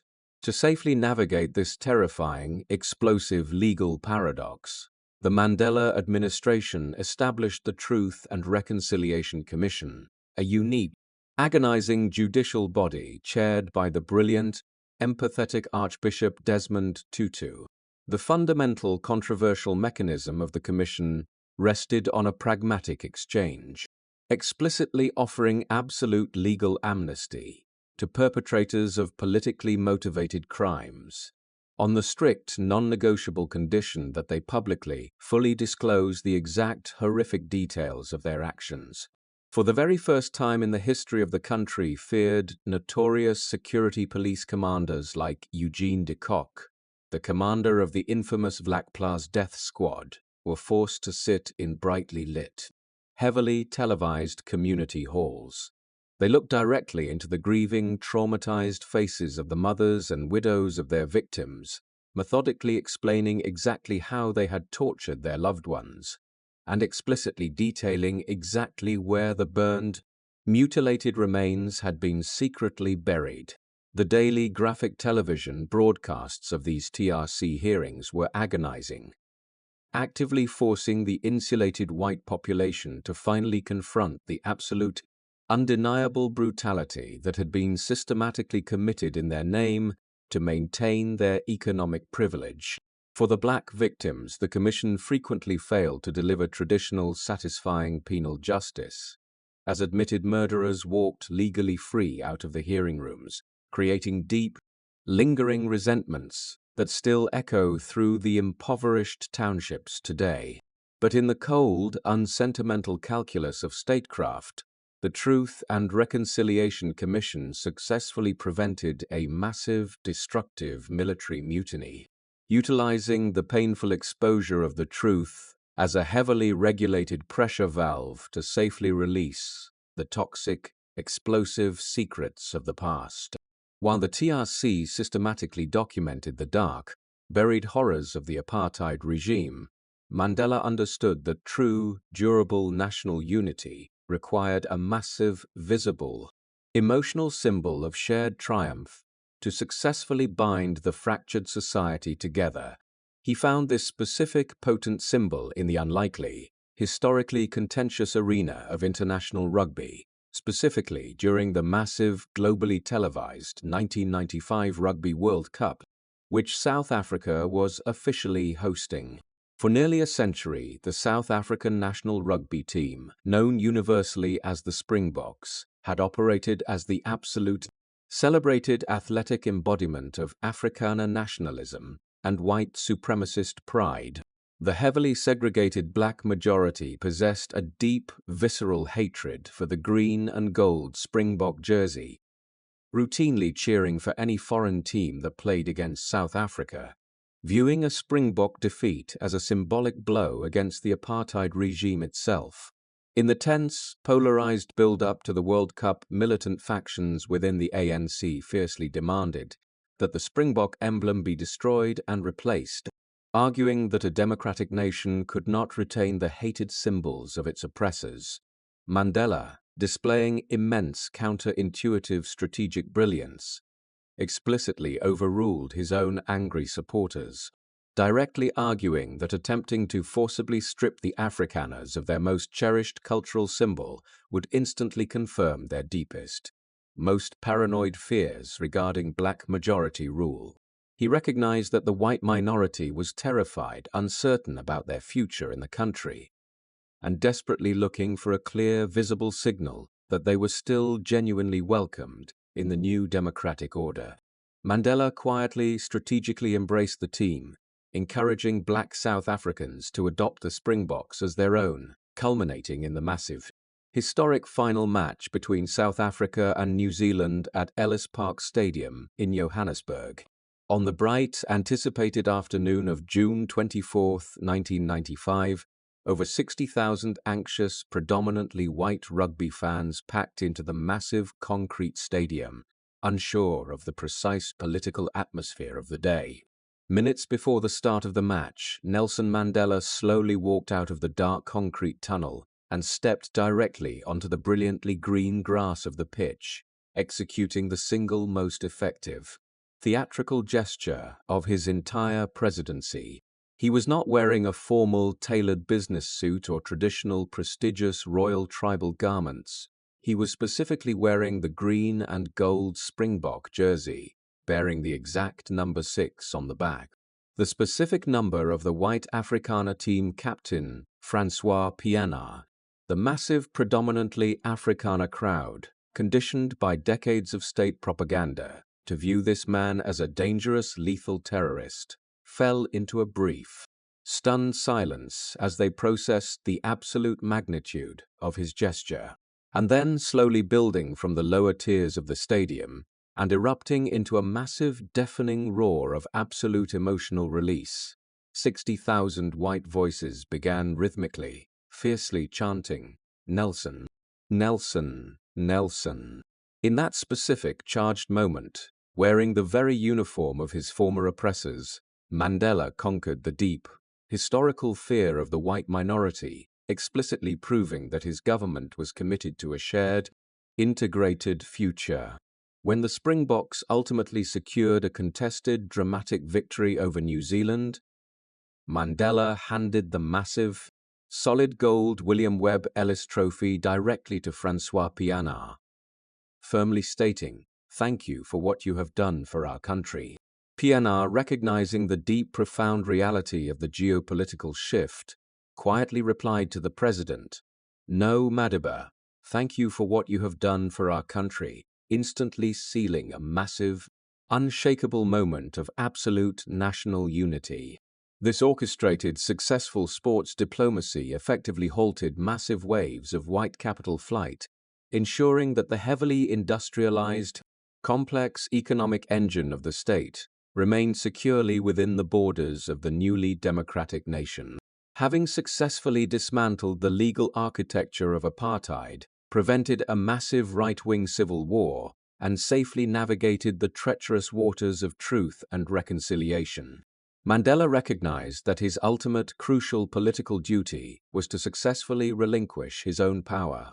Across the vast, turbulent geopolitical history of the post-colonial African continent, the tragic, repetitive pattern was that brilliant liberation leaders routinely clung to executive power for decades, eventually transforming themselves into the very autocratic dictators they had originally fought to overthrow. Mandela explicitly, formally rejected this toxic historical trap, honoring his previous specific public commitment to serve only one single, 5-year term as president before willingly stepping down from the highest office in the land in 1999. By voluntarily walking away from absolute, unquestioned executive power, he successfully fortified the fragile, newly constructed democratic institutions of the state, explicitly proving that the complex machinery of the Constitution was fundamentally more important than the individual authority of any single man. The man who had entered the dark, isolating concrete cell on Robben Island as a fiercely militant, radicalized guerrilla commander had successfully emerged 27 years later to reshape the geopolitical destiny of an entire continent through the cold, disciplined application of strategic empathy. As we slowly, quietly zoom out from the crowded stadiums, the tense negotiating rooms, and the dusty, impoverished townships of this long, winding historical narrative, the specific, political details begin to fade into the broader, vast expanse of human time. The massive, armed architectures of oppression, whether they are constructed from the cold, unyielding iron of colonial empires, the rigid, Bureaucratized laws of racial segregation or the paranoid, fortified borders of modern authoritarian states all fundamentally share the exact same fatal flaw. They are engineered by arrogant, frightened men who mistakenly believe that human dignity is a finite, controllable resource that can be permanently suppressed through the relentless, mathematical application of state violence. But the silent, absolute law of history quietly dictates that all empires eventually collapse under the immensely heavy, unsustainable weight of their own fundamental contradictions, turning their massive, fortified concrete walls into quietly eroding dust. What actually endures long after the oppressive regimes have faded into the quiet, neutral archives of the past is the profoundly stubborn, magnificent resilience of the human spirit. The true powerful lesson of this historical journey is that absolute vengeance, no matter how justified or desired by the oppressed, is ultimately a fragile, corrosive weapon that merely guarantees the endless, tragic repetition of historical trauma.